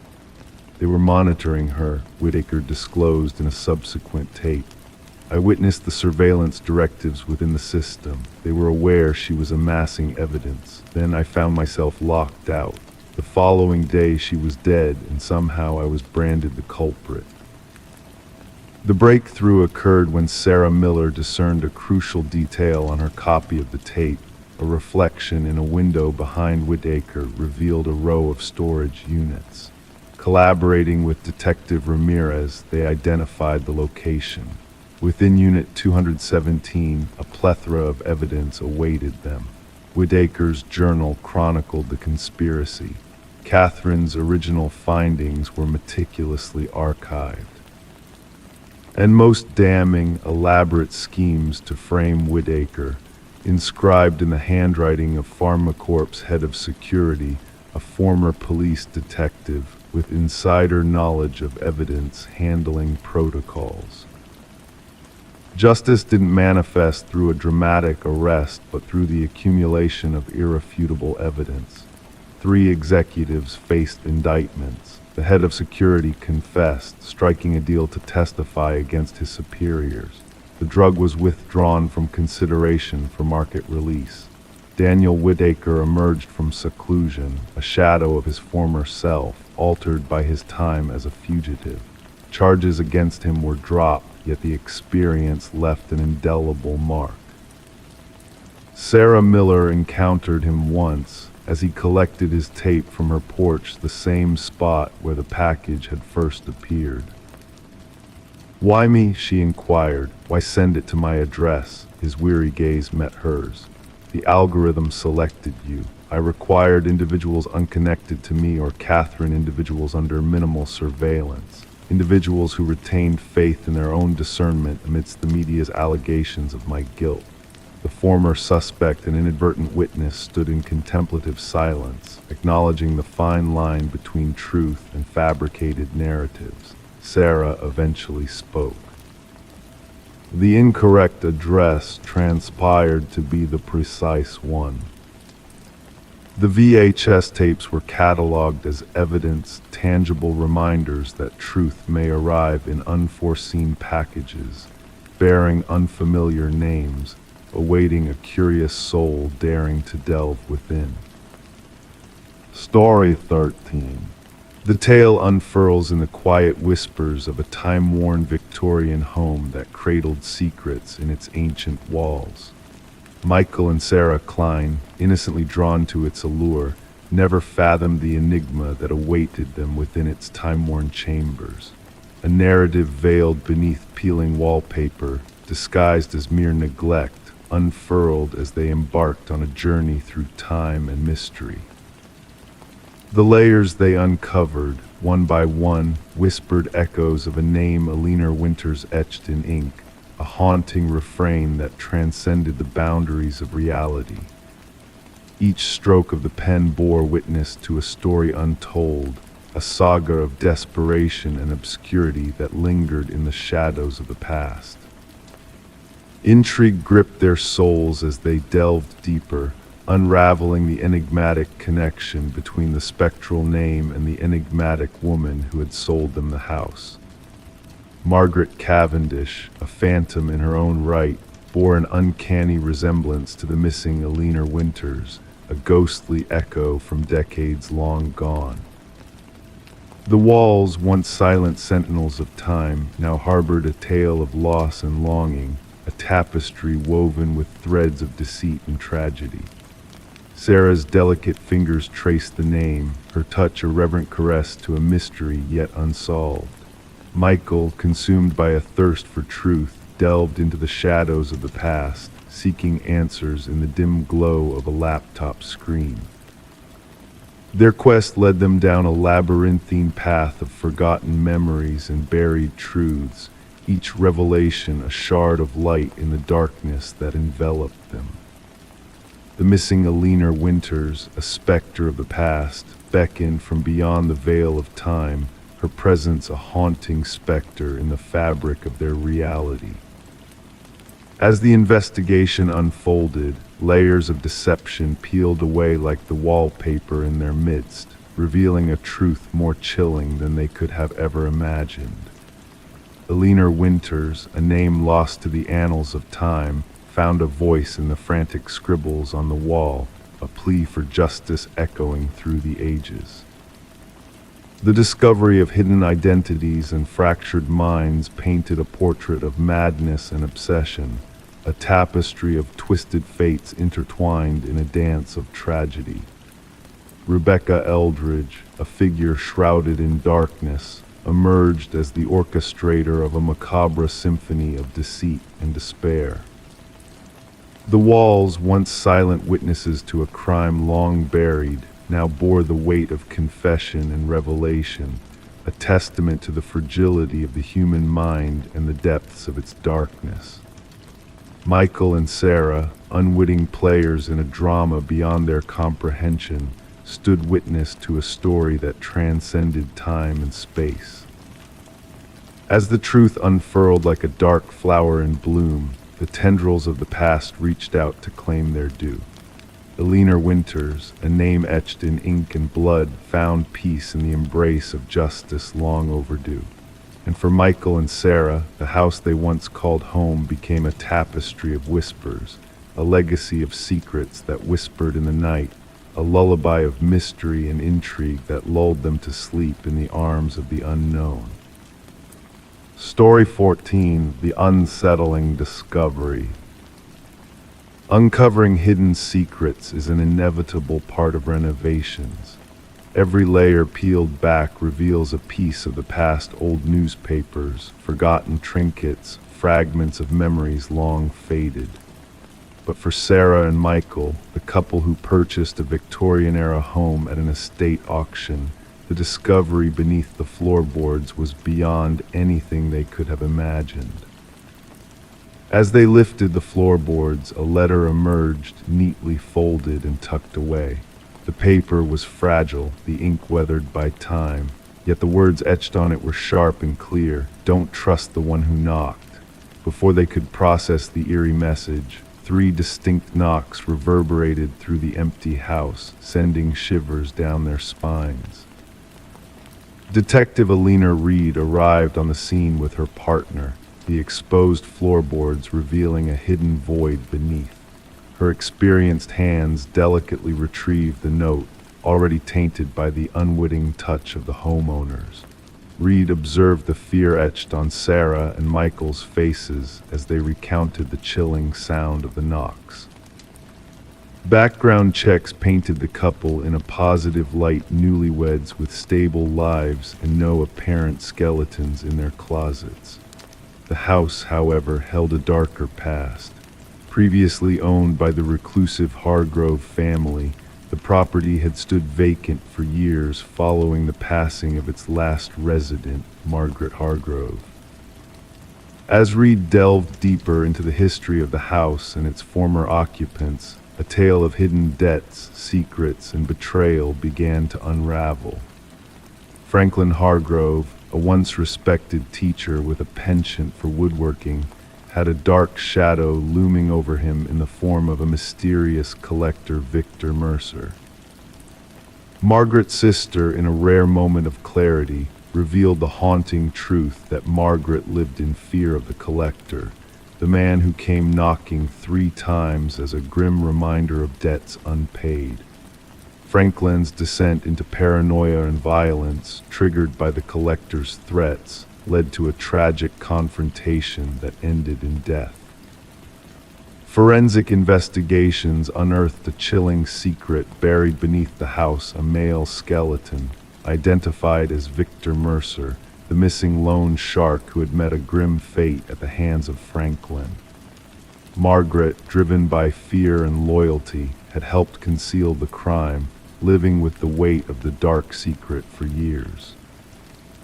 The house, now tainted by the echoes of the past, stood as a silent witness to the tragedy that unfolded within its walls. Sarah and Michael, unable to bear the weight of the house's history, chose to part ways with the property, leaving it abandoned and filled with whispers of the past. Local rumors whispered of ghostly echoes in the night 3 knocks, a spectral reminder of the tumultuous events that had transpired. The note, a chilling artifact of a bygone era, remained locked away, its warning echoing through the corridors of time: don't trust the one who knocked. In the end, Detective Reed closed the case, yet the mysteries lingered like shadows in the corners of the abandoned house. Some secrets, she reflected in her final report, are destined to remain shrouded in mystery, their truths obscured by the passage of time. Story 15, The Whispering House. She felt the urge to freshen up the nursery, a haven for the baby on the way. The walls, once a serene faded blue, held echoes of bygone tales within their worn layers. As she applied the first stroke of crisp white paint, a hidden secret emerged, faint letters slowly revealing themselves, cryptic and foreboding. Don't let it hear you. Her breath hitched in her throat, a shiver running down her spine. Stepping back, her gaze fell upon tiny handprints imprinted in the wet paint, too high for any child to reach. The revelation in the nursery of the Morgan residence marked the genesis of what later became known as the Whispering House case. The young couple had acquired the Victorian home only months prior, lured by an unbelievably low price.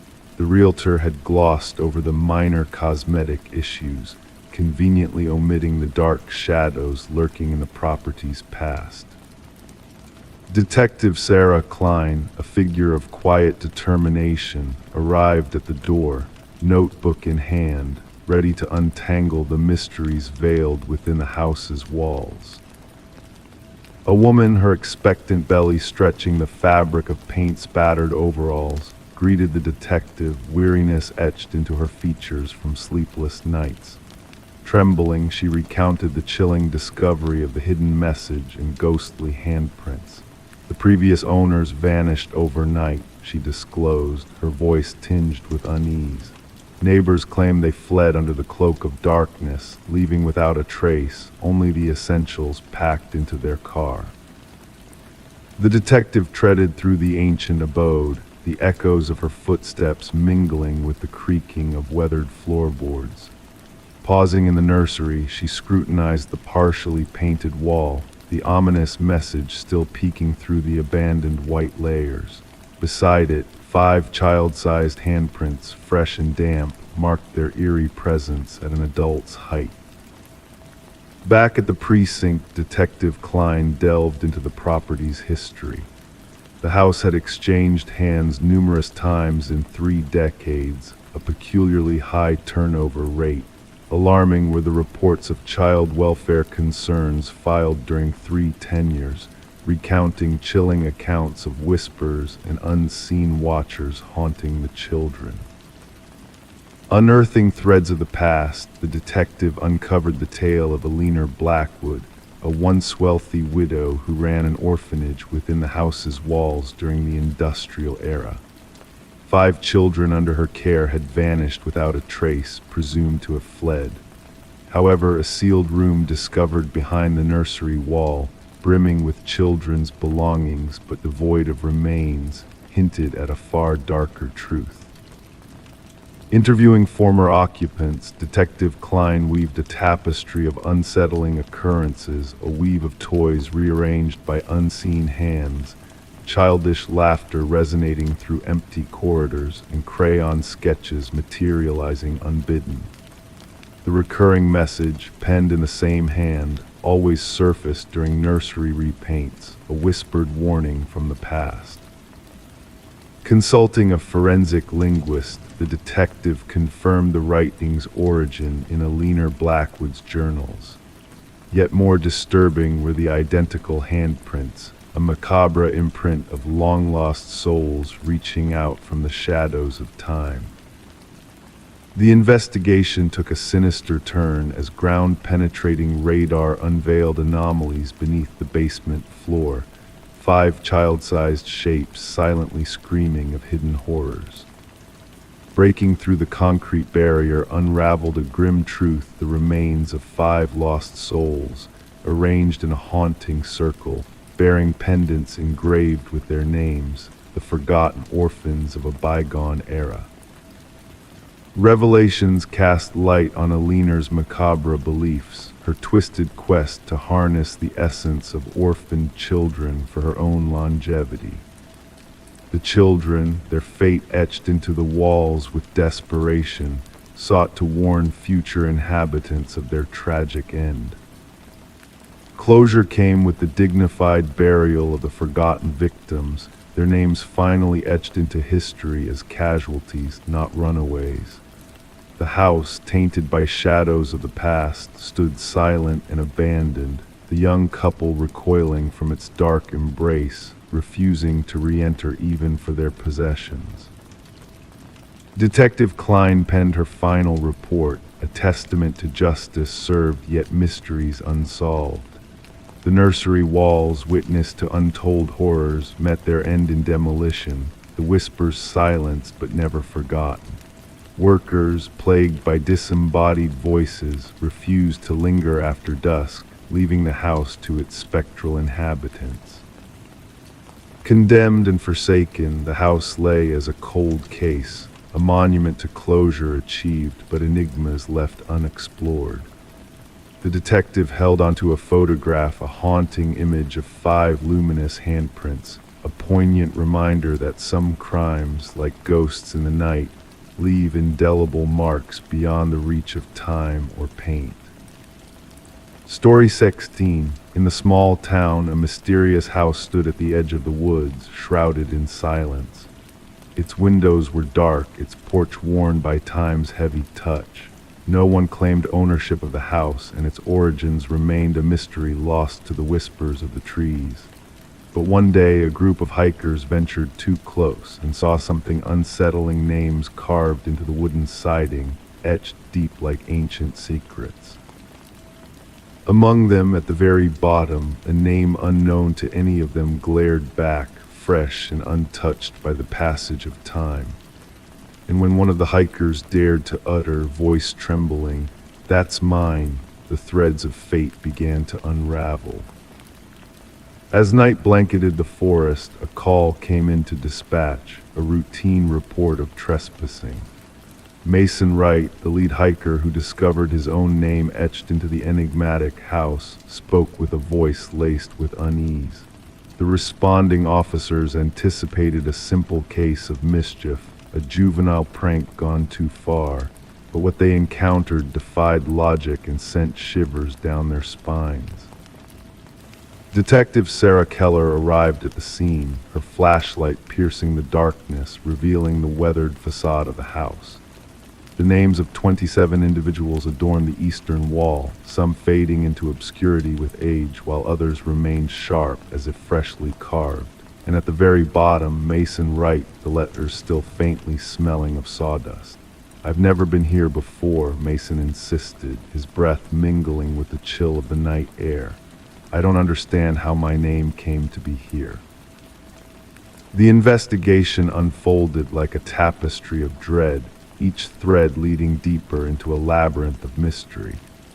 Background checks on the names carved on the house unveiled a chilling truth that sent a shudder through the detective team. Each name belonged to a person reported missing over the past 40 years, individuals who had vanished while hiking alone in the woods. Some cases had grown cold with time, while others lingered as open wounds in the hearts of loved ones. Forensic analysts meticulously documented every carving, studying the depths, techniques, and weathering patterns.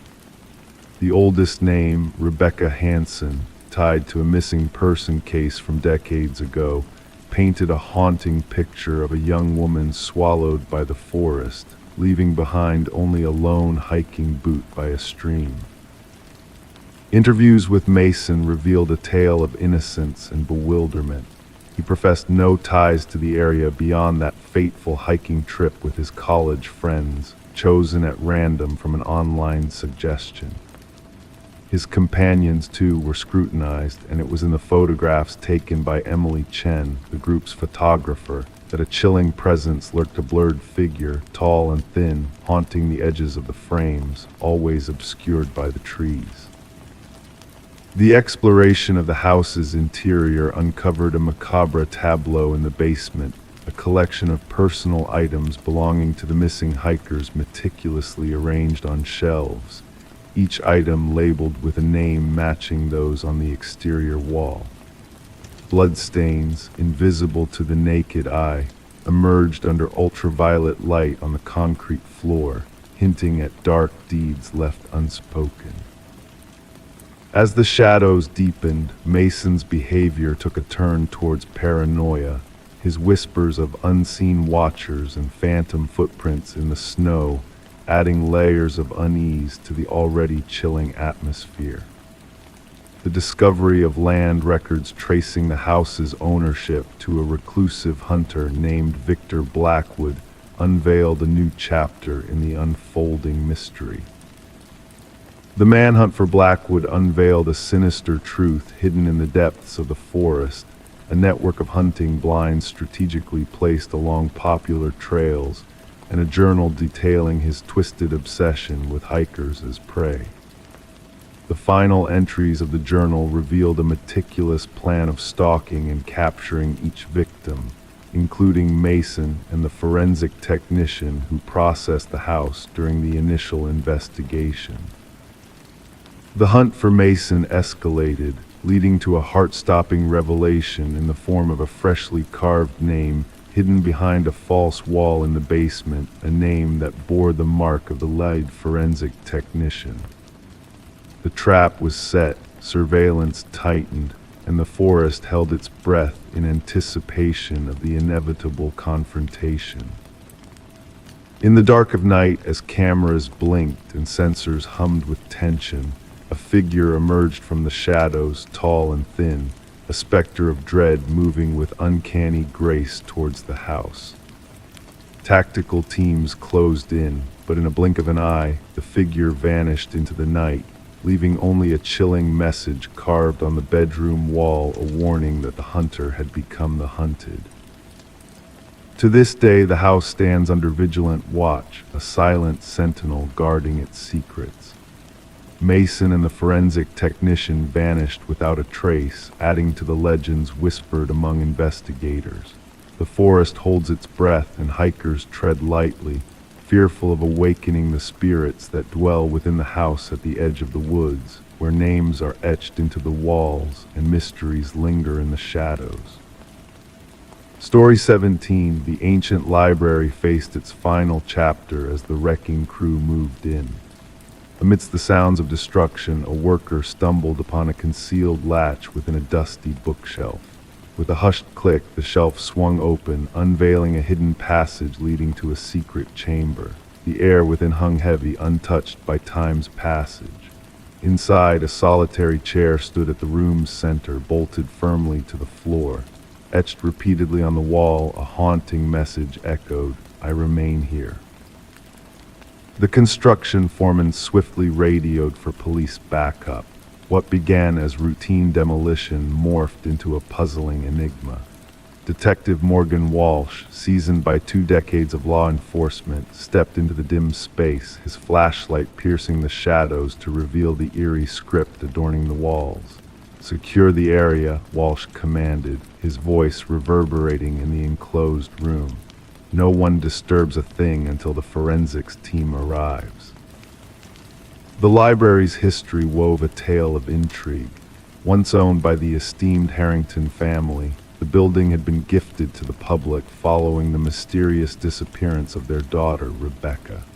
Vanishing during her college years, all that remained was her abandoned car near the woods. Despite extensive searches, Rebecca's fate remained shrouded in uncertainty. The prevailing belief hinted at her fleeing to forge a new path, yet her family clung to a darker truth. As forensic experts scrutinized the hidden chamber, they unearthed hair and fiber traces embedded in the chair. The scratches on the wall bore faint hints of blood and skin cells beneath layers of dust. Initial analysis pointed to a young female origin. "This chair was meant for restraint," the analyst remarked, indicating aged leather straps and bolt holes. The occupant fought fervently. Walsh delved into the Harrington lineage, a gnawing suspicion tugging at his mind. The timing of the library's donation after Rebecca's disappearance struck a discordant note. Further digging unearthed a troubling link. The bookshelf concealing the hidden room had been installed by a contractor exclusively hired by Maxwell Harrington, Rebecca's uncle and family patriarch. Financial records unveiled hefty payments to the contractor, surpassing standard costs. Former staff expressed astonishment at the discovery, unaware of the hidden chamber's existence. An elderly librarian recalled Maxwell's solitary vigils in that section, claiming it held irreplaceable historical value. The investigation deepened as DNA evidence tied the hidden room's contents to Rebecca, mirroring samples from her belongings.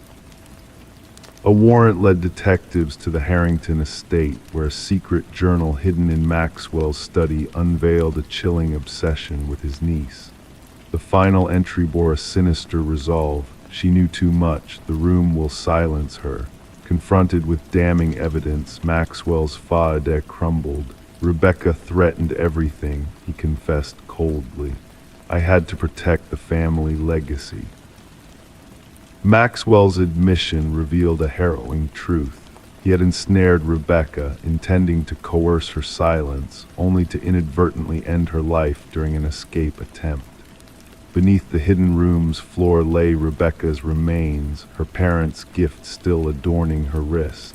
The Harringtons bore witness to Maxwell's sentencing, closure finally within reach. The library's demolition halted, transforming into a site of remembrance. Floral tributes lined the entrance, honoring a life unjustly curtailed.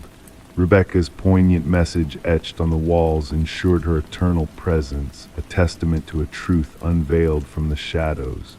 In a tragic twist, it was Rebecca's voice that echoed through time, guiding justice to its eventual dawn. Story 18. The apartment had sat in silence for months, untouched by life. The new tenants entered with low expectations, anticipating only layers of dust and perhaps some forgotten remnants of the past. Yet one door resisted their attempts to open it, a closet sealed shut from within. When the landlord finally pried it open, the tenants braced themselves for mundane discoveries: old coats, discarded items. But what they found sent shivers down their spines. The walls bore witness to a haunting tale, etched with deep, jagged scratches that spoke of desperation and struggle. Nestled in the corner lay an ancient flip phone, its screen still faintly illuminated by a single unread message. Detective Morgan Shaw, a seasoned investigator, had confronted many harrowing scenes in her career. However, this one stirred a different kind of unease within her. Not a drop of blood in sight, no overt signs of violence. Yet the frantic marks on the walls hinted at a grim narrative: a soul trapped in confinement, battling against invisible chains. "We need forensics here immediately," she instructed her partner, Officer Reed, who diligently documented the ominous markings. "And gather all records of the previous tenants." The message on the phone was chillingly simple. "I know what you did." The landlord, a man perpetually on edge with clammy hands, divulged that the former tenant had vanished abruptly, leaving rent unpaid. A quiet young woman kept to herself, left about 6 months back, he divulged, his eyes skirting away from the closet. No trouble caused. Forensic analysis unveiled a haunting truth hidden within the scratches, multiple blood samples intertwined with the grooves on the walls. Most matched a single individual, presumably the missing tenant, Emma Caldwell, a 28-year-old woman reported as disappeared by her workplace. However, 2 distinct DNA profiles emerged. One remained a mystery within the databases, while the other belonged to a man supposedly deceased for 2 years. "This doesn't make sense," Shaw muttered, her gaze fixed on the perplexing lab results. Derek Mercer, a convicted assailant presumed dead in a tragic accident, now left his genetic imprint on the closet walls. Emma's living space painted a poignant picture of a life-interrupted, unopened mail, a forgotten coffee mug, a meticulously made bed. Her phone records hinted at a sudden halt in communication with her sister, interspersed with a flurry of calls from an unidentified number leading up to her disappearance. The sister mentioned a mysterious boyfriend, Officer Reed reported. No name given, just described as intense and private. Surveillance footage outside a nearby store captured Emma's return to her apartment one fateful night, trailed shortly after by a shadowy figure in a baseball cap, evading the cameras with calculated precision. A breakthrough emerged when partial fingerprints belonging to Derek Mercer were uncovered on the closet's inner doorknob. He staged his own demise, Shaw deduced. The question remains, what ties him to Emma and why? The enigmatic DNA sample led them to another missing persons case, Lynette Porter, who had vanished 3 years earlier. Despite the cold trail, witnesses identified a woman resembling Lynette visiting Emma's residence on multiple occasions. Through meticulous scrutiny of traffic footage, a car linked to Derek Mercer's mother was repeatedly spotted near Emma's building, with a figure resembling Mercer seen at the wheel. The investigation unraveled a dark web of deceit at a desolate property owned by Mercer's kin. Deep within a secluded basement, they uncovered Lynette Porter alive but frail, confined in conditions reminiscent of Emma's ordeal in the closet. "He forced me to witness," she whispered, her gaze distant, "said I needed to learn the price of defiance." Evidence mounted against Mercer, journals chronicling his fixation on dominance, photographs of women resembling Emma and Lynette, and damning video footage depicting his cruel coercion of Emma into the closet. "She thought she could expose me," his voice echoed in the recording, "but no one reveals my truths." The hunt for Derek Mercer spanned jurisdictions, instilling a bone-chilling fear in all who pursued him. Forensic profilers painted a portrait of a man who thrived on inflicting torment, relishing in the agony of shattered hope within confined spaces. Upon his capture at a bus terminal, Mercer carried a forged identity and a ticket to an unknown coastal destination. Nestled in his backpack lay tools of malevolence, a roll of duct tape, a gleaming hunting knife, and a faded newspaper clipping chronicling Emma's vanishing. During interrogation, Mercer exuded a calm demeanor, almost serene. "She sent that message herself," he dismissed, referring to the phone. "She desired rescue, yet remained unworthy of salvation." The trial exposed the intricate web of deception spun by Mercer, who had meticulously orchestrated his own demise using a homeless man's dental records to fabricate his death. For years, he lurked in the shadows, preying on women who mirrored his initial victim. Emma's remains eluded discovery, with forensic clues suggesting her tragic demise within the confines of the closet, clawing futilely at walls that refused release. After a mere 4-hour deliberation, the jury rendered a unanimous guilty verdict on all charges. As the judge pronounced a lifelong sentence bereft of parole, Mercer's lips curled into a faint smirk, as if a cryptic truth had been validated within his mind alone. At the sentencing, Lynette Porter faced Mercer in court. He ensnared us in narrow confines because that's where his soul resides, imprisoned in darkness. While he withers in his cell, I'll embrace the sunlight. The case reshaped missing persons protocols within the department, emphasizing the scrutiny of relational dynamics and thorough searches of rental properties. Detective Shaw preserved the closet door from Emma's abode, a somber memento underscoring that the most harrowing crime scenes aren't always drenched in blood, but etched with the desperate marks of a soul fighting for survival. Story 19: The Enigmatic Disappearance. The cafe had been his sanctuary for years, same spot, same brew, same quietude. The barista recognized his face, yet his name remained a mystery to all. Then one day he failed to appear. When authorities inspected his customary seat, a wallet was all that remained. Inside lay a driver's license featuring a photo, but devoid of any identifying details, just an empty void where his name should have been. Detective Sarah Mercer leaned forward, her fingertips grazing the icy metal table as she replayed the surveillance footage. The enigmatic figure referred to as John Doe in official records seemed ordinary on screen. Average stature, unassuming visage, clad in a navy coat with a weathered leather satchel slung over his shoulder. Nothing about him stood out, rendering his vanishing act all the more disconcerting. "Show it again," she requested of the tech specialist. The footage unfolded with John entering the cafe amidst the bustling morning rush. He placed his usual order black coffee, sans sugar, and settled at the secluded table veiled by a leafy plant. Opening his bag, he withdrew a notebook and began to write. Occasionally, he'd sip his coffee and gaze out the window. Then came the perplexing moment. He left his wallet on the table, rose, and headed towards the restroom corridor. Yet he never retraced his steps. He never emerged through any exit. He simply evaporated. "Examine the restroom footage," Mercer directed. "Here's the thing," the specialist replied.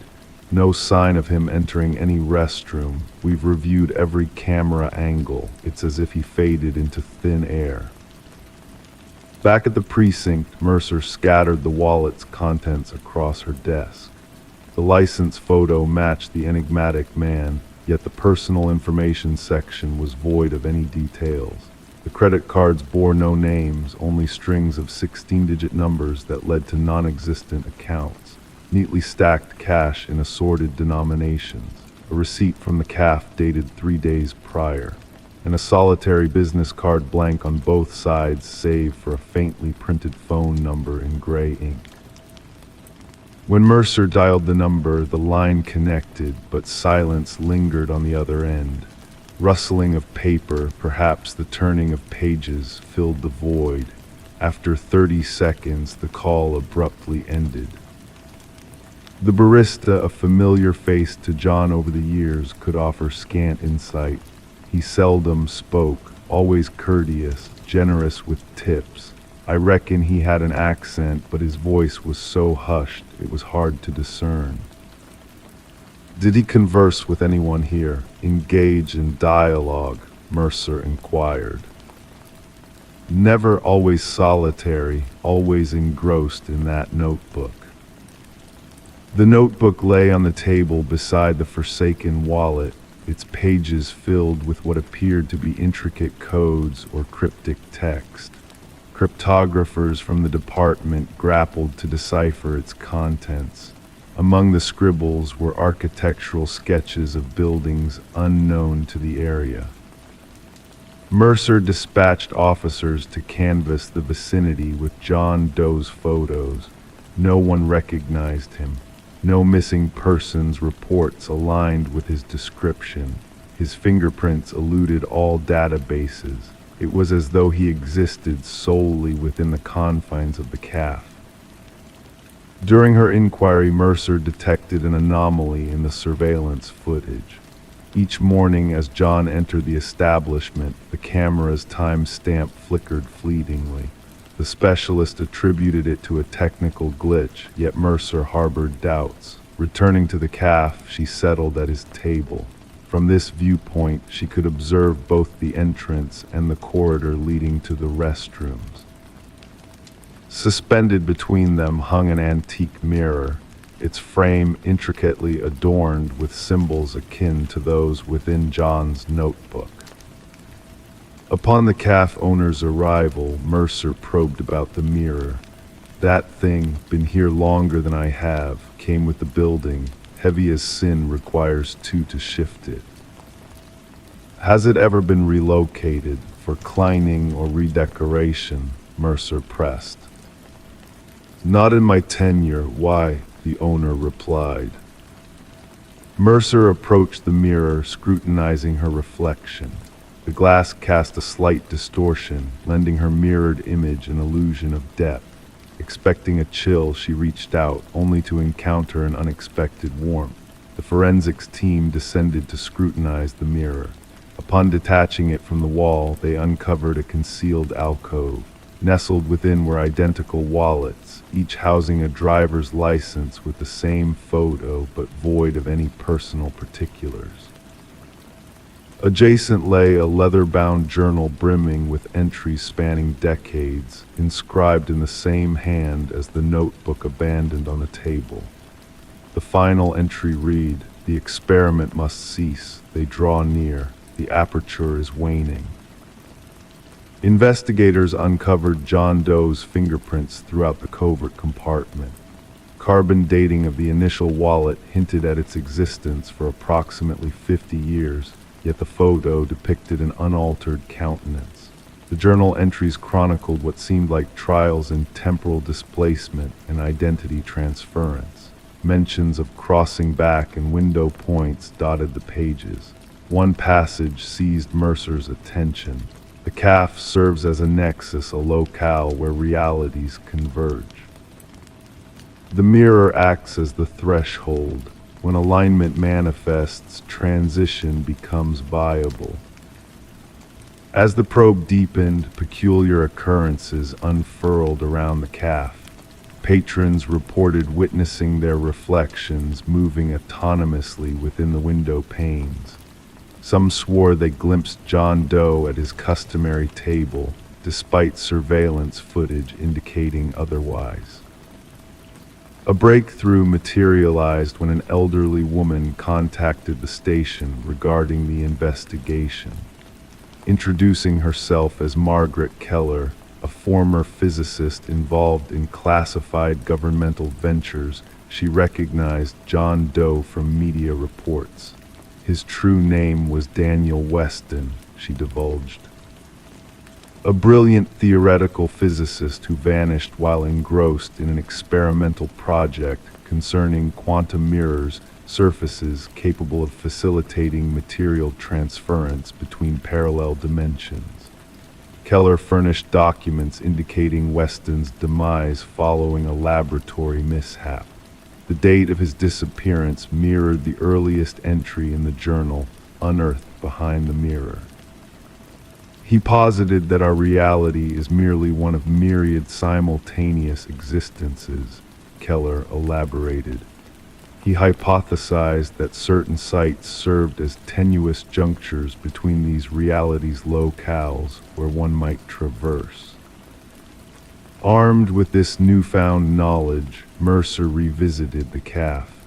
She unearthed that the structure stood upon land that once accommodated the research facility where Weston twalled. The calf was erected directly atop the laboratory where he vanished. The saga culminated when Mercer, scrutinizing the surveillance footage alone one late evening, discerned an overlooked detail in the recordings. In the mirror's reflection, John Doe Daniel Weston observed himself seated at the table, two iterations of the same man coexisting in harmony. Hurrying to the calf to re-inspect the mirror, Mercer encountered it shattered on the floor. Amidst the shards lay a parting note inscribed in the familiar penmanship. The experiment concludes. The threshold seals. Do not pursue. The enigma of the evanescent man remains officially unresolved. The calf shuttered shortly post-investigation. The edifice eventually razed. Daniel Weston's remains eluded discovery. His journals and notebooks vanished from the evidence chamber under mystifying circumstances. Mercer, soon thereafter, resigned from the force. Neighbors sporadically spy her perched on her porch, fervently jotting in a notebook akin to Weston's. Adorning her wall is a segment of an antique mirror, its facade at times rippling when unobserved. Story 20, Under the Floorboards. The worn wood plank shifted beneath her weight, setting off a chain of events that would unravel the tranquility of her new home. As Sarah Coleman knelt down to investigate the disturbance, a sense of unease crept over her. Something was amiss, hidden beneath the seemingly solid surface. With cautious determination, she lifted the boards, revealing a secret space shrouded in darkness. Dust motes danced in the air as her flashlight pierced the shadows, revealing a chilling sight. A mattress, a chair, and a weathered notebook lay silently in the hidden chamber, the pages filled with her name, written repeatedly as if in a trance. Detective Morgan Reed observed Sarah's shock with a knowing gaze, understanding the fear that pulsed through her at the discovery. The hidden room was not just a physical space, but a violation of her sanctuary, a breach of trust that shattered the illusion of safety in her new abode. Leave everything untouched, Detective Reed's calm voice cut through the tension, a beacon of reassurance in the darkness. With each flicker of her flashlight, more secrets were unearthed, walls plastered with surveillance photos capturing Sarah's every move, a twisted shrine to an obsession that had remained hidden for far too long.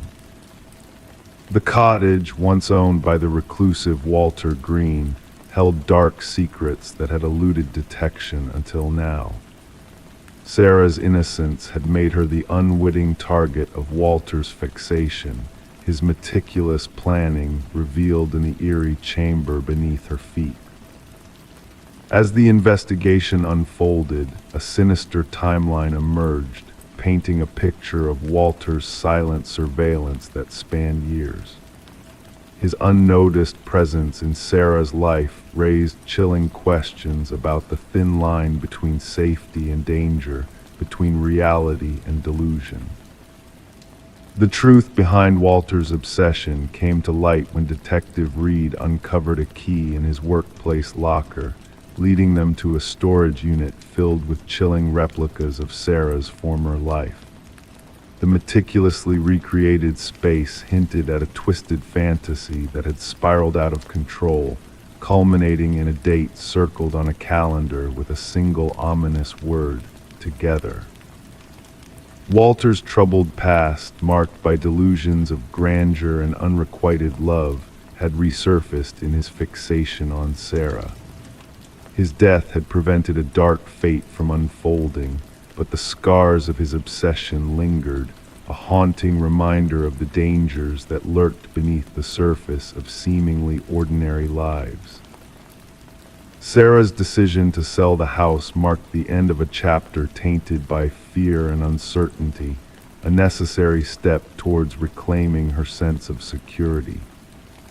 As she moved on to a new chapter, the echoes of Walter's obsession faded into the shadows, leaving behind a chilling legacy that would forever haunt those who knew the truth. The cottage, now in the hands of unsuspecting new owners, stood as a silent witness to the secrets buried beneath its floorboards.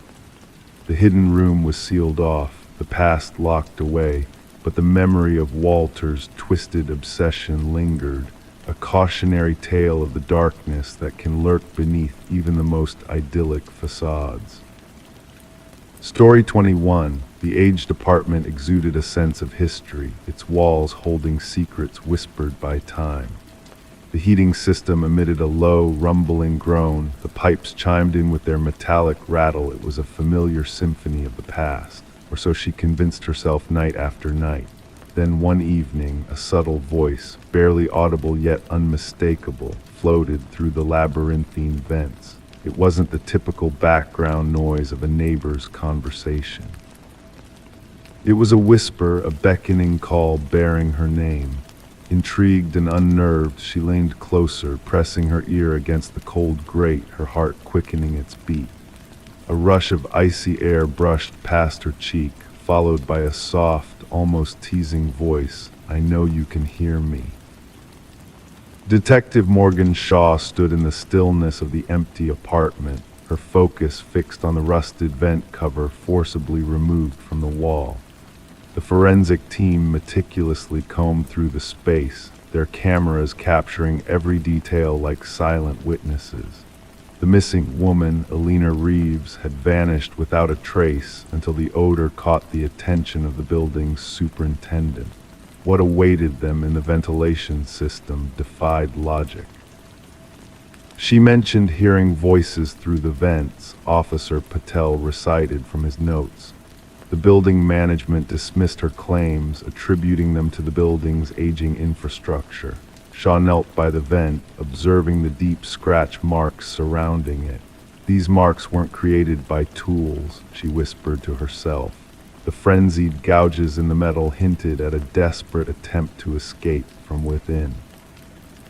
Alina had been a beloved figure, a kindergarten teacher with a radiant smile and a cluster of flourishing houseplants adorning her windowsill.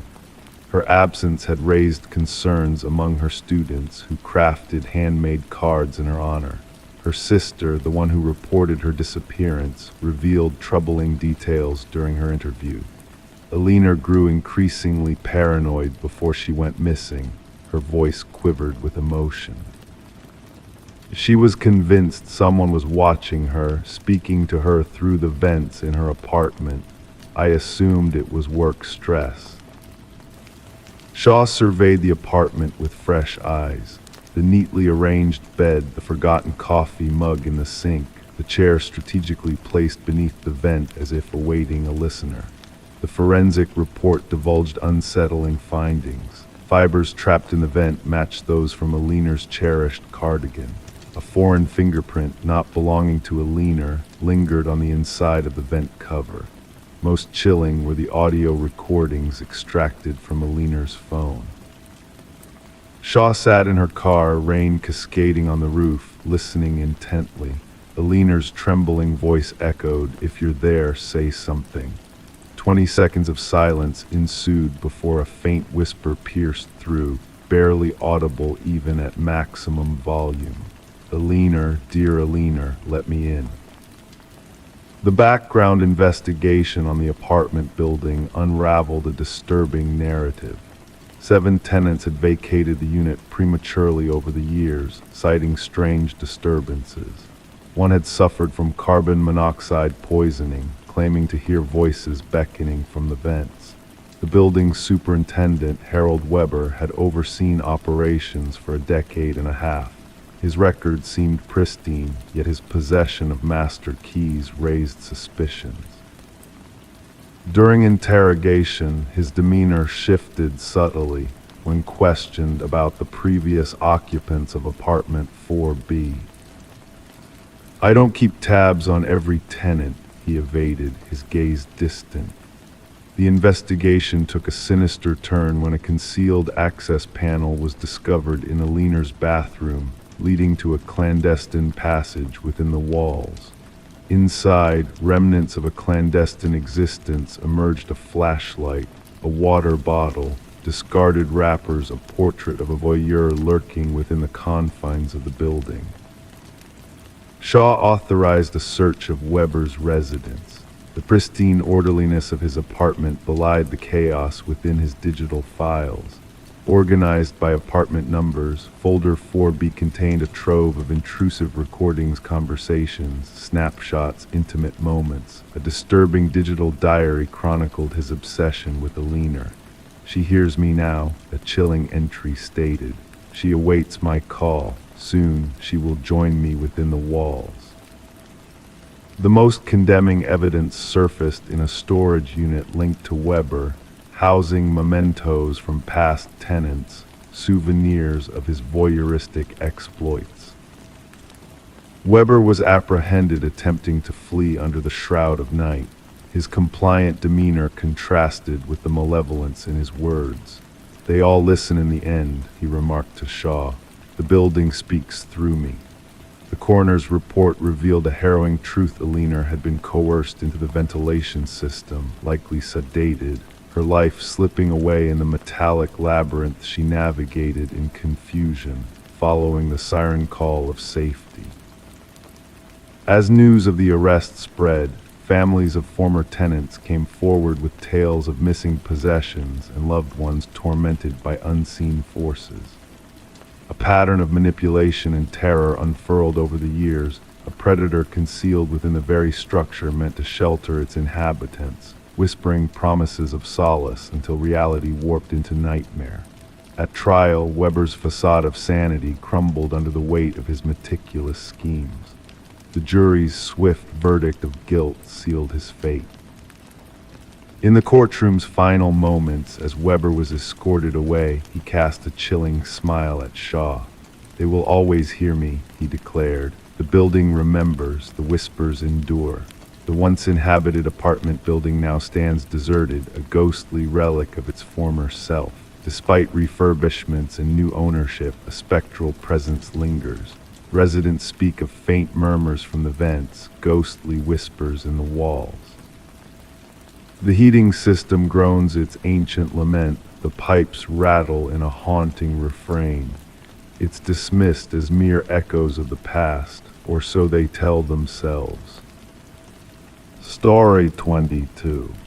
In the stillness of the night, a vacant house stood silent, its history shrouded in whispers of a young woman who vanished without a trace. For years, the dwelling remained untouched, a relic of mystery and loss. Then, a new chapter unfolded as new tenants ventured into the forgotten space, unaware of the secrets it held. As they crossed the threshold, a sense of unease settled upon them, a feeling that lingered in the stale air heavy with dust. Their eyes fell upon a locked bedroom door, a barrier to the unknown. With determined hands, they forced it open, revealing a scene frozen in time. The room appeared untouched, a surreal tableau of order amidst the chaos of abandonment. The bed was neatly made, the mirror polished to perfection. Yet a single candle stood as a sentinel of time, its wax a cascade of forgotten moments frozen in amber. Amidst this eerie stillness, a notebook beckoned from the desk, its pages whispering of untold truths. Detective Morgan, a shadow in the dim light, delved into the written words of Elise Winters, a young soul lost to the shadows of the past. Her meticulous handwriting danced across the pages, a testament to a life interrupted. Each stroke of the pen revealed a mind on the brink, a heart burdened by secrets too heavy to bear. The final entry spoke of fear, of a looming presence that stalked her in the night. The detective's keen eyes traced the lines of ink, unraveling a web of deceit and betrayal. Elise, a paralegal entwined in a world of corporate intrigue, had stumbled upon a truth too dangerous to ignore. Her pursuit of justice had led her down a path of shadows where powerful men lurked in the darkness. As the investigation unfolded, the room yielded its secrets one by one. Hidden within the confines of the walls, a key and a flash drive emerged, unlocking a Pandora's box of deceit. Financial transactions, manipulated data, and whispered conversations painted a picture of corruption that ran deep. Through the lens of hidden cameras and clandestine recordings, the truth emerged like a ghost in the night. Vincent Harriman, a man of power and privilege, stood accused of a heinous crime that shattered the facade of respectability. In the end, justice prevailed, albeit in a form unforeseen. Harriman's fate was sealed, his lies laid bare for all to see. The room where Elise took her final breaths became a chamber of justice, a testament to a life cut short but not forgotten. And so the house stood silent once more, a monument to the past and a warning to those who dared tread its haunted halls. The light in the upstairs window flickered like a beacon, a remnant of a soul at rest, a guardian of the truth that could not be silenced. In the darkness of the night, whispers still echo through the empty rooms, a reminder of the price of seeking justice in a world where shadows reign supreme. And as the stars fade into dawn, the house stands as a testament to the enduring power of a single voice calling out from beyond the grave. Story 23. As the realtor's listing failed to mention any basement and the blueprints offered no clue to its existence, the family, curious and unsuspecting, unearthed a hidden door beneath the old carpet in their new home.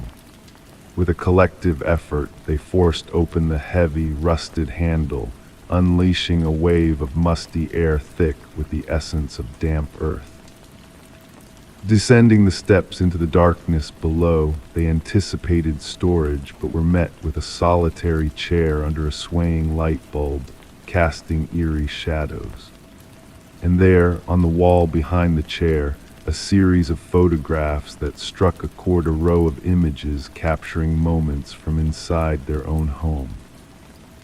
The Mercer family had settled into the suburban property during the bleak winter days, drawn to the character and history whispered by the aged structure with its worn siding and creaking floors. Little did they know the depth of history the house held and how it would collide violently with their present reality. Detective Sarah Connors, accompanied by her partner, arrived at the scene shrouded in mystery, the crime scene cordoned off with fluttering yellow tape. Mrs. Mercer's quivering voice had relayed the shocking discovery beneath their living room floor, a narrative that demanded meticulous documentation before further exploration. With practiced precision, Connors donned latex gloves, directing the forensic team to capture every detail of the basement chamber with blinding camera flashes illuminating the hidden space. The room, small and stark, housed a solitary chair anchored to the floor beneath a harshly lit bulb, casting haunting shadows. Yet it was the wall adorned with 37 photographs, each meticulously arranged in chronological order, that held a chilling significance. Examining the timestamps on the prints, Connor's partner remarked on the eerie accuracy of the images, capturing the Mercers in their most intimate moments. The absence of forced entry, stolen items, or triggered alarms intensified the pervading sense of violation that had enveloped the unsuspecting family. The investigation delved into the property's unsettling past, uncovering a trail of previous owners who had each departed under mysterious circumstances, leaving behind no mention of the hidden chamber. The unsettling truth emerged as they traced the house's history back to its origins, revealing discrepancies in records and redacted reports that hinted at a sinister presence lurking within the walls. A pivotal breakthrough came with the revelation of a contractor who had renovated the house years prior, vehemently denying the existence of the hidden room. His shaken demeanor and adamant claims fueled the growing unease surrounding the house's secrets. The discovery of a concealed memory card within the light fixture unveiled a trove of illicit surveillance, capturing not only the Mercers, but a succession of families in their most private moments. Audio recordings found in a buried box further exposed the extent of the intrusion, revealing a sophisticated network of hidden microphones throughout the house. Connors, driven by a sense of urgency, ordered a thorough search of every crevice, uncovering a hidden passage leading to a monitoring station equipped with surveillance equipment and a journal meticulously chronicling the lives of past occupants. The journal's final entry forewarned of the impending arrival of the next unsuspecting family, sending shivers down the investigators' spines. Fingerprint analysis confirmed the chilling truth. Edward Kelvin, the elusive figure behind the voyeuristic operation, had never left the confines of the house he had constructed. Curled within a hidden crawl space, Kelvin emerged as a spectral observer, detached from reality, viewing the families as mere subjects in his private theater of surveillance. The psychological evaluation painted a portrait of a delusional individual, detached from the boundaries of morality and legality, convinced of his ownership over the house and its transient inhabitants. The Mercer family, like those before them, fled the property, leaving behind a legacy of intrusion and violation that echoed through the empty halls. The trial exposed the elaborate network of hidden chambers and observation points meticulously designed by Kelvin, culminating in a verdict that sealed the fate of the voyeuristic architect.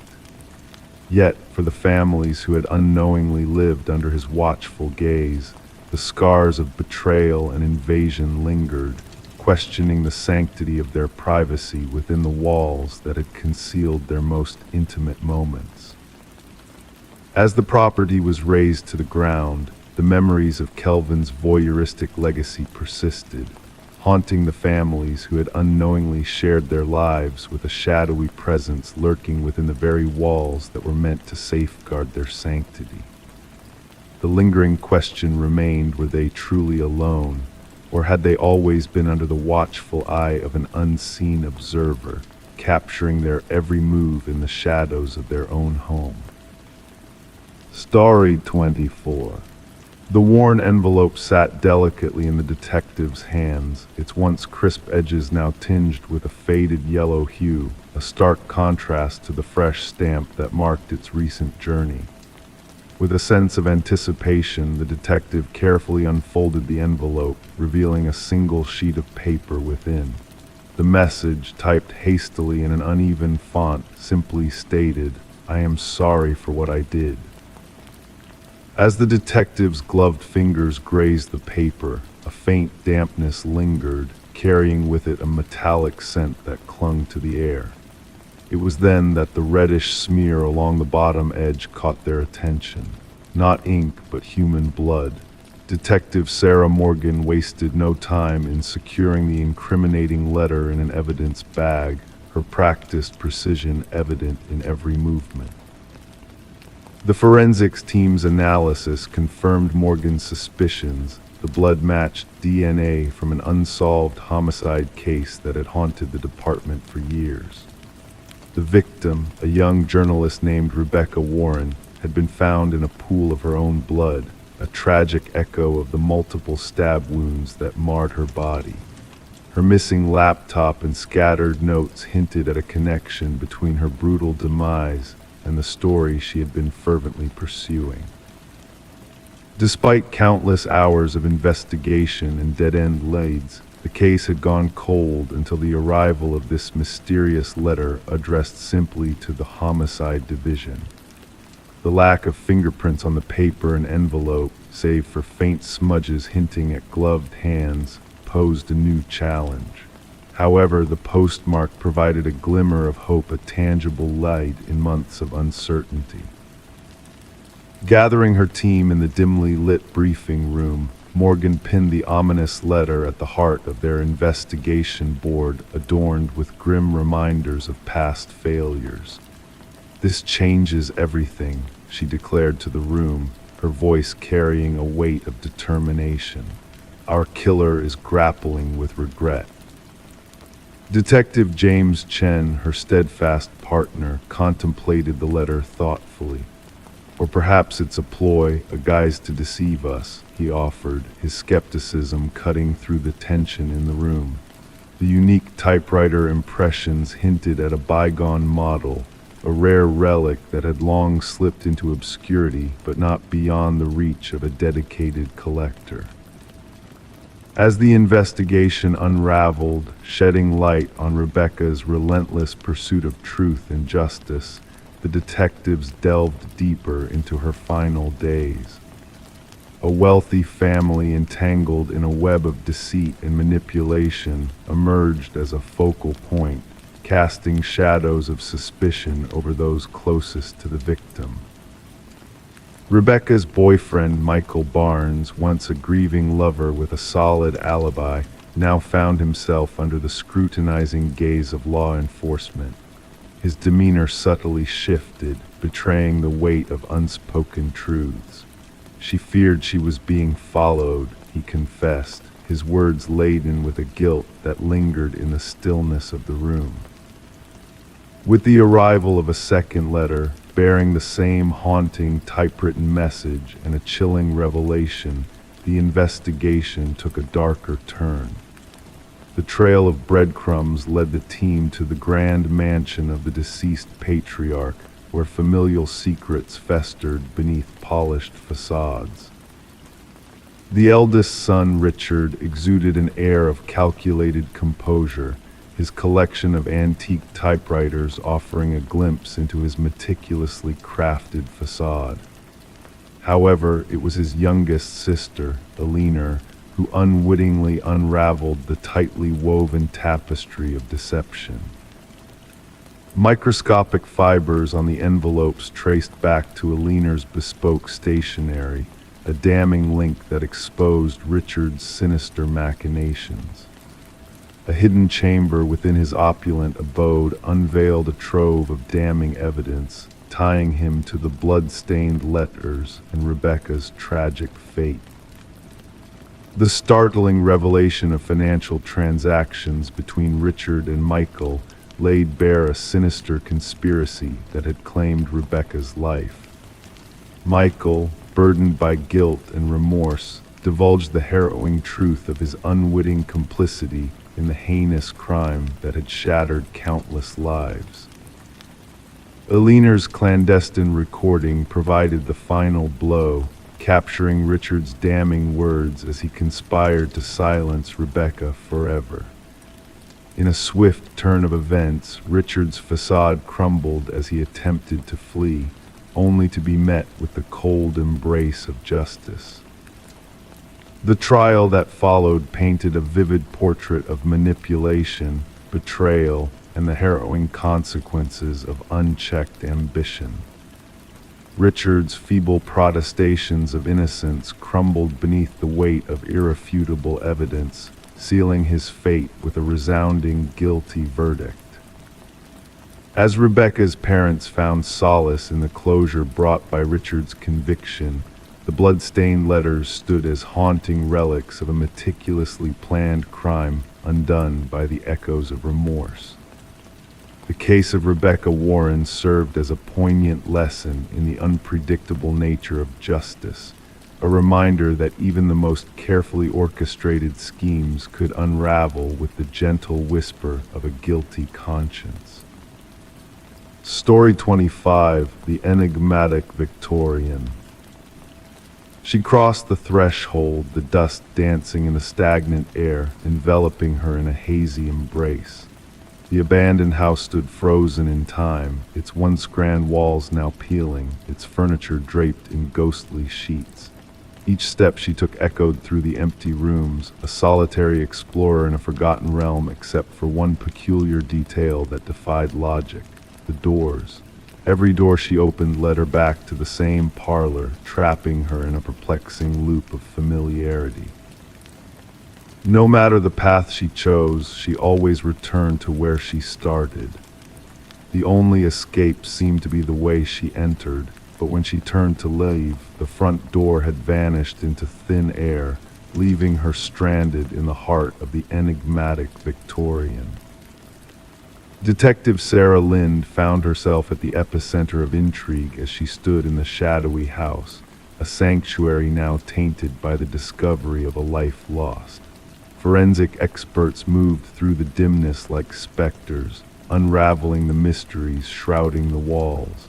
Once a mere curiosity among locals, the Victorian now harbored secrets darker than any whispered legend. The medical examiner's somber voice barely rose above a whisper as he revealed the grim truth. Morgan Pierce, motionless in an antique chair, her serene expression belying the tragedy that befell her. The cause of death, asphyxiation, hung heavy in the air, a silent specter haunting the room. Morgan, a young scholar entranced by architectural anomalies, had sought answers within the confines of the Victorian's deceptive walls. Her body, found in repose as if awaiting a long-lost guest, posed more questions than answers. No struggle marked the scene, no hint of violence disrupted the eerie tranquility that gripped the room. Lind delved into the shadows of the investigation, piecing together a narrative that defied reason. The real estate agent, unwittingly stumbling upon the scene, had unknowingly triggered a chain of events that unraveled a web of deceit and enigma. Morgan's journal, a testament to her obsession with the house's mysteries, hinted at a reality beyond the tangible, a realm where space itself twisted and turned at the whim of unseen forces. Her disappearance, preceded by cryptic messages and a trail of curiosity, painted a portrait of a mind consumed by the allure of the unknown. As Lind delved deeper, a tangled web of connections emerged. Adam Reeves, an expert in architectural history, stood at the nexus of the investigation, his knowledge a beacon in the darkness. Yet even his expertise could not illuminate the shadows that clung to the Victorian's walls. Messages, intimate and enigmatic, hinted at a bond forged in the crucible of shared fascination, a bond that now lay shattered by the specter of death. Eleanor Blackwood's legacy, a dark stain on the house's history, whispered of a curse that claimed those who dared to unravel its secrets. Lind unearthed a hidden chamber, a shrine to ancient powers nestled behind the parlor's facade. Artifacts imbued with the essence of forgotten rituals bore witness to a truth beyond comprehension. The deity, its form weathered by time and reverence, watched over the threshold between worlds, a guardian of liminal spaces. The investigation, shrouded in shadows and half-truths, took a sinister turn as Adam Reeves met the same fate as Morgan. His peaceful repose mirrored hers, a chilling echo of a destiny intertwined with the enigmatic house. A key, a silent witness to untold secrets, clutched in his lifeless hand, bridged the gap between past and present, between reality and illusion. In the twilight of the investigation, Lind found herself adrift in a sea of unanswered questions, the truth slipping through her fingers like grains of sand. The house, condemned and forsaken, stood as a monument to the inscrutable powers that lurked within its walls. Whispers of lost souls and spectral lights haunted the night, weaving a tapestry of myth and mystery around the forsaken Victorian. The truth, a tantalizing mirage just beyond reach, beckoned from the shadows, promising enlightenment and peril in equal measure. The house, a labyrinth of deception and revelation, stood as a testament to the enduring power of the unknown, a beacon for those brave or foolish enough to seek its secrets. And as the night descended, cloaking the house in a shroud of darkness, the echoes of the past whispered on the wind, a haunting melody that lingered long after the final door had closed. Story 26. The aged apartment held secrets within its walls, pipes that groaned, floorboards that whispered in the night. But the new tenant, Sarah Coleman, sensed a presence beyond the ordinary. The footsteps she heard were not mere echoes of settling timbers or scurrying creatures. They were deliberate, hauntingly steady, originating from above her on the supposedly empty top floor. One evening, emboldened by a mix of fear and curiosity, Sarah tapped the ceiling with a broomstick. The sound ceased abruptly, plunging the room into a heavy silence. Then, a solitary knock echoed back to her from within the ceiling itself. Sarah kept the unnerving incident to herself, attributing it to the quirks of an old building or perhaps a misplaced animal seeking refuge in the attic.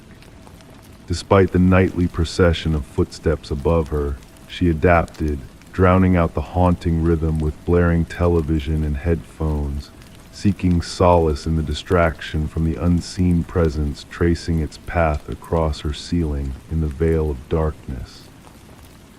Detective Morris was drawn into the mystery when a routine repair uncovered a hidden passage in the building. A maintenance worker, fixing a leak outside Sarah's unit, stumbled upon a concealed crawlspace behind a section of drywall. Illuminated by his flashlight, the narrow passage revealed a chilling sight, a makeshift living space adorned with remnants of human presence. Food wrappers, water bottles, a stained blanket, and a worn notebook. The discovery prompted a swift call to the authorities. Detective Morris, accompanied by his partner Detective Rivera, encountered the shaken maintenance worker, who repeated his harrowing revelation: someone's been living in the walls, someone's been watching.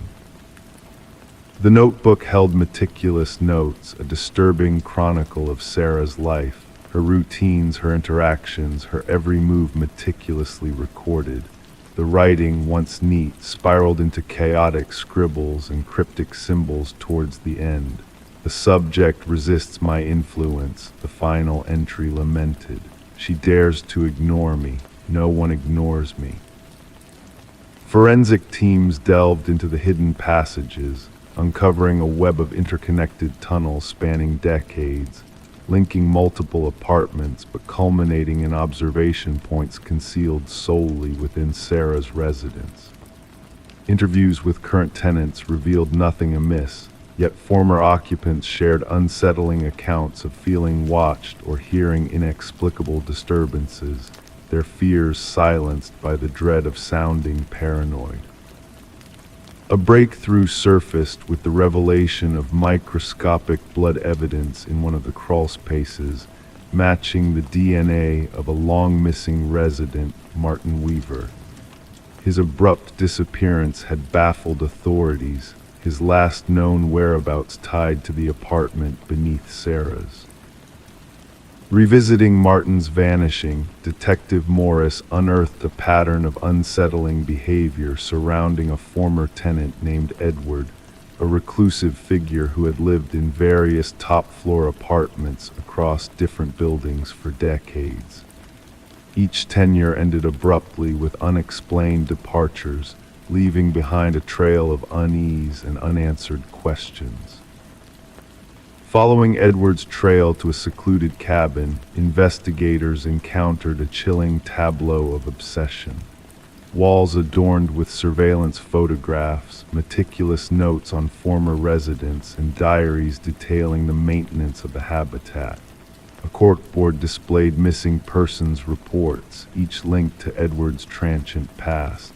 Beneath it, the grim discovery of multiple graves hinted at a darker truth. As Sarah's whereabouts remained a haunting enigma, a newer notebook surfaced in the apartment building, signaling Edward's elusive presence. A sinister message etched on the bathroom mirror hinted at an impending event, a red-marked passage leading to an unknown destination. The hunt for Edward, revealed as Edward Mercer, a construction worker turned clandestine observer, intensified, with authorities uncovering his intricate network of hidden passages and surveillance points. Sarah's disappearance echoed a series of vanishing cases across state lines, prompting a stern warning to property managers regarding unauthorized alterations and concealed spaces within their buildings. For Detective Morris, the lingering image was not of the graves or the meticulous records, but of Sarah, ensnared in a nightmarish realm where footsteps echoed from an empty void above her. The unanswered knocks, the unrelenting presence haunted his thoughts, echoing through the stillness of his own home. In the hush of night, Detective Morris found himself gazing up at his ceiling, a silent vigil against the unknown. The unseen listener, the hidden watcher beckoning a question that lingered in the shadows, a mystery awaiting its revelation.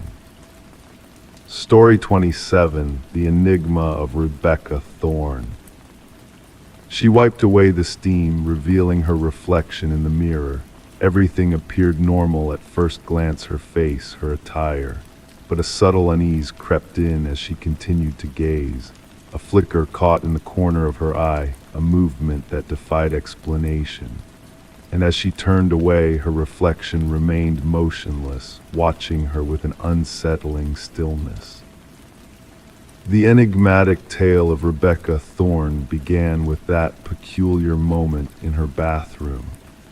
What transpired next would baffle investigators and cast a shadow over the community for years to come.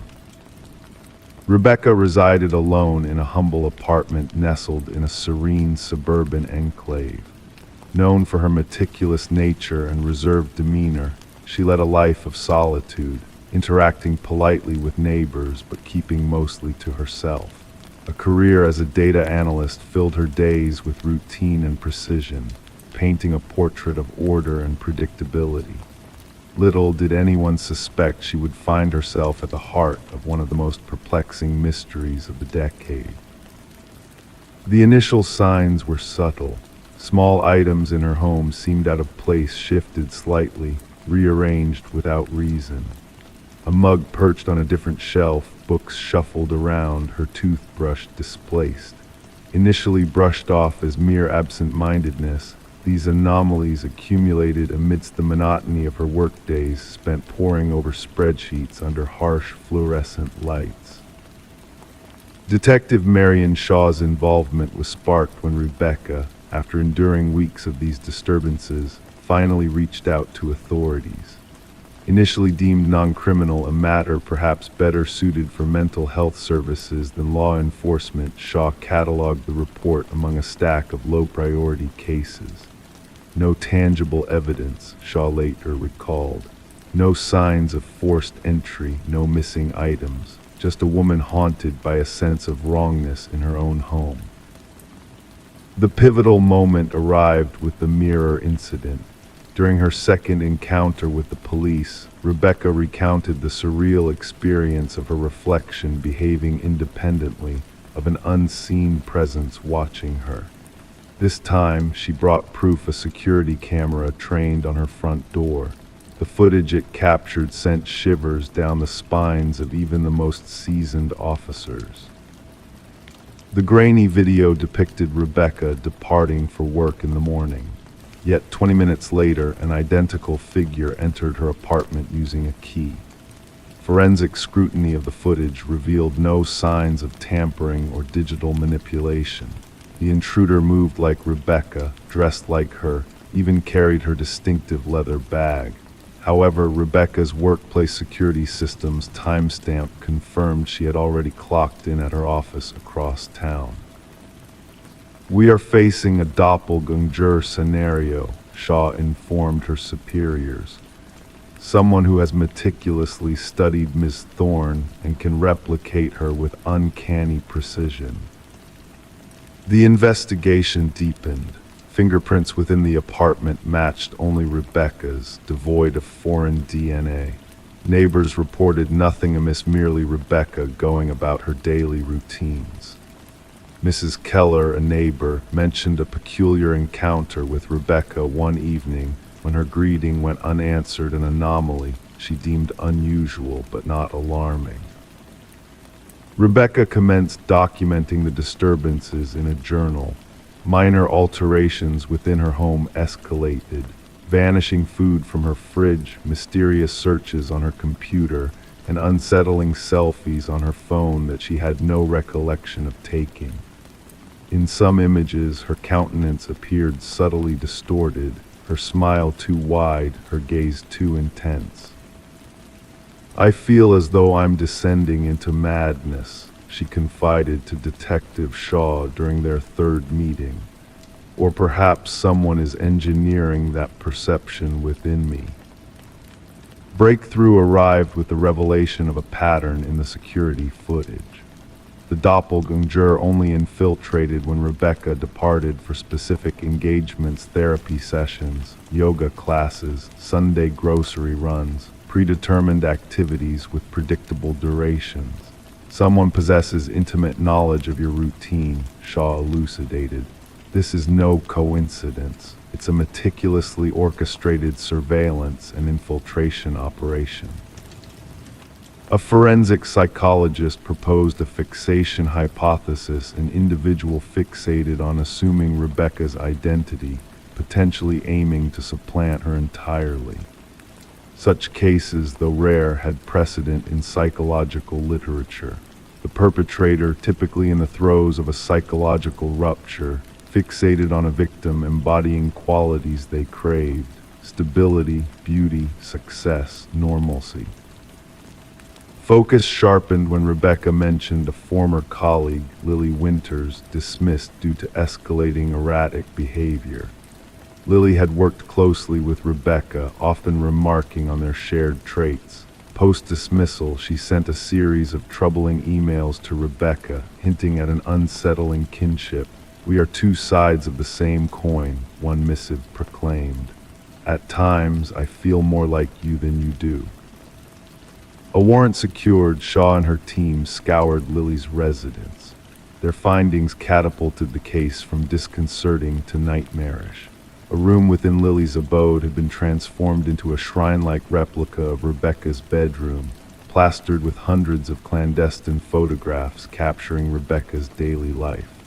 A closet harbored duplicates of Rebecca's wardrobe, while a vanity showcased makeup brands identical to Rebecca's, alongside detailed notes on her mannerisms, speech patterns, and routines. Most chilling were the practice videos, wherein Lily painstakingly emulated Rebecca's gait, gestures, and expressions. The evolution was evident: initial attempts awkward and conspicuous, later iterations nearly indistinguishable from the genuine article. "She aspired to become me," murmured Rebecca upon beholding the evidence. "She wasn't merely mimicking me, she sought to obliterate me." Forensic analysts unearthed sophisticated tools for key replication and electronic access card duplication in Lily's possession. An intricate system for monitoring Rebecca's movements, including a meticulously maintained calendar predicting her schedule, was also revealed. What eluded investigators was Lily's endgame. Journals discovered within Lily's domain contained disjointed entries, vacillating between first and third person, at times alluding to Rebecca interchangeably as me and her within the same passage. The final entry sent shivers down spines. "Soon, only one of us will endure. The stronger entity shall prevail." As authorities moved to apprehend Lily, she had vanished without a trace.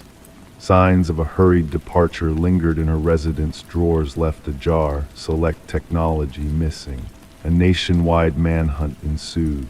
Rebecca entered protective custody, relocated to an undisclosed shelter under constant surveillance. Every location tied to her past existence underwent rigorous monitoring for 3 weeks. Lily remained elusive. The case took a macabre twist when a security guard at Rebecca's former workplace reported an anomaly.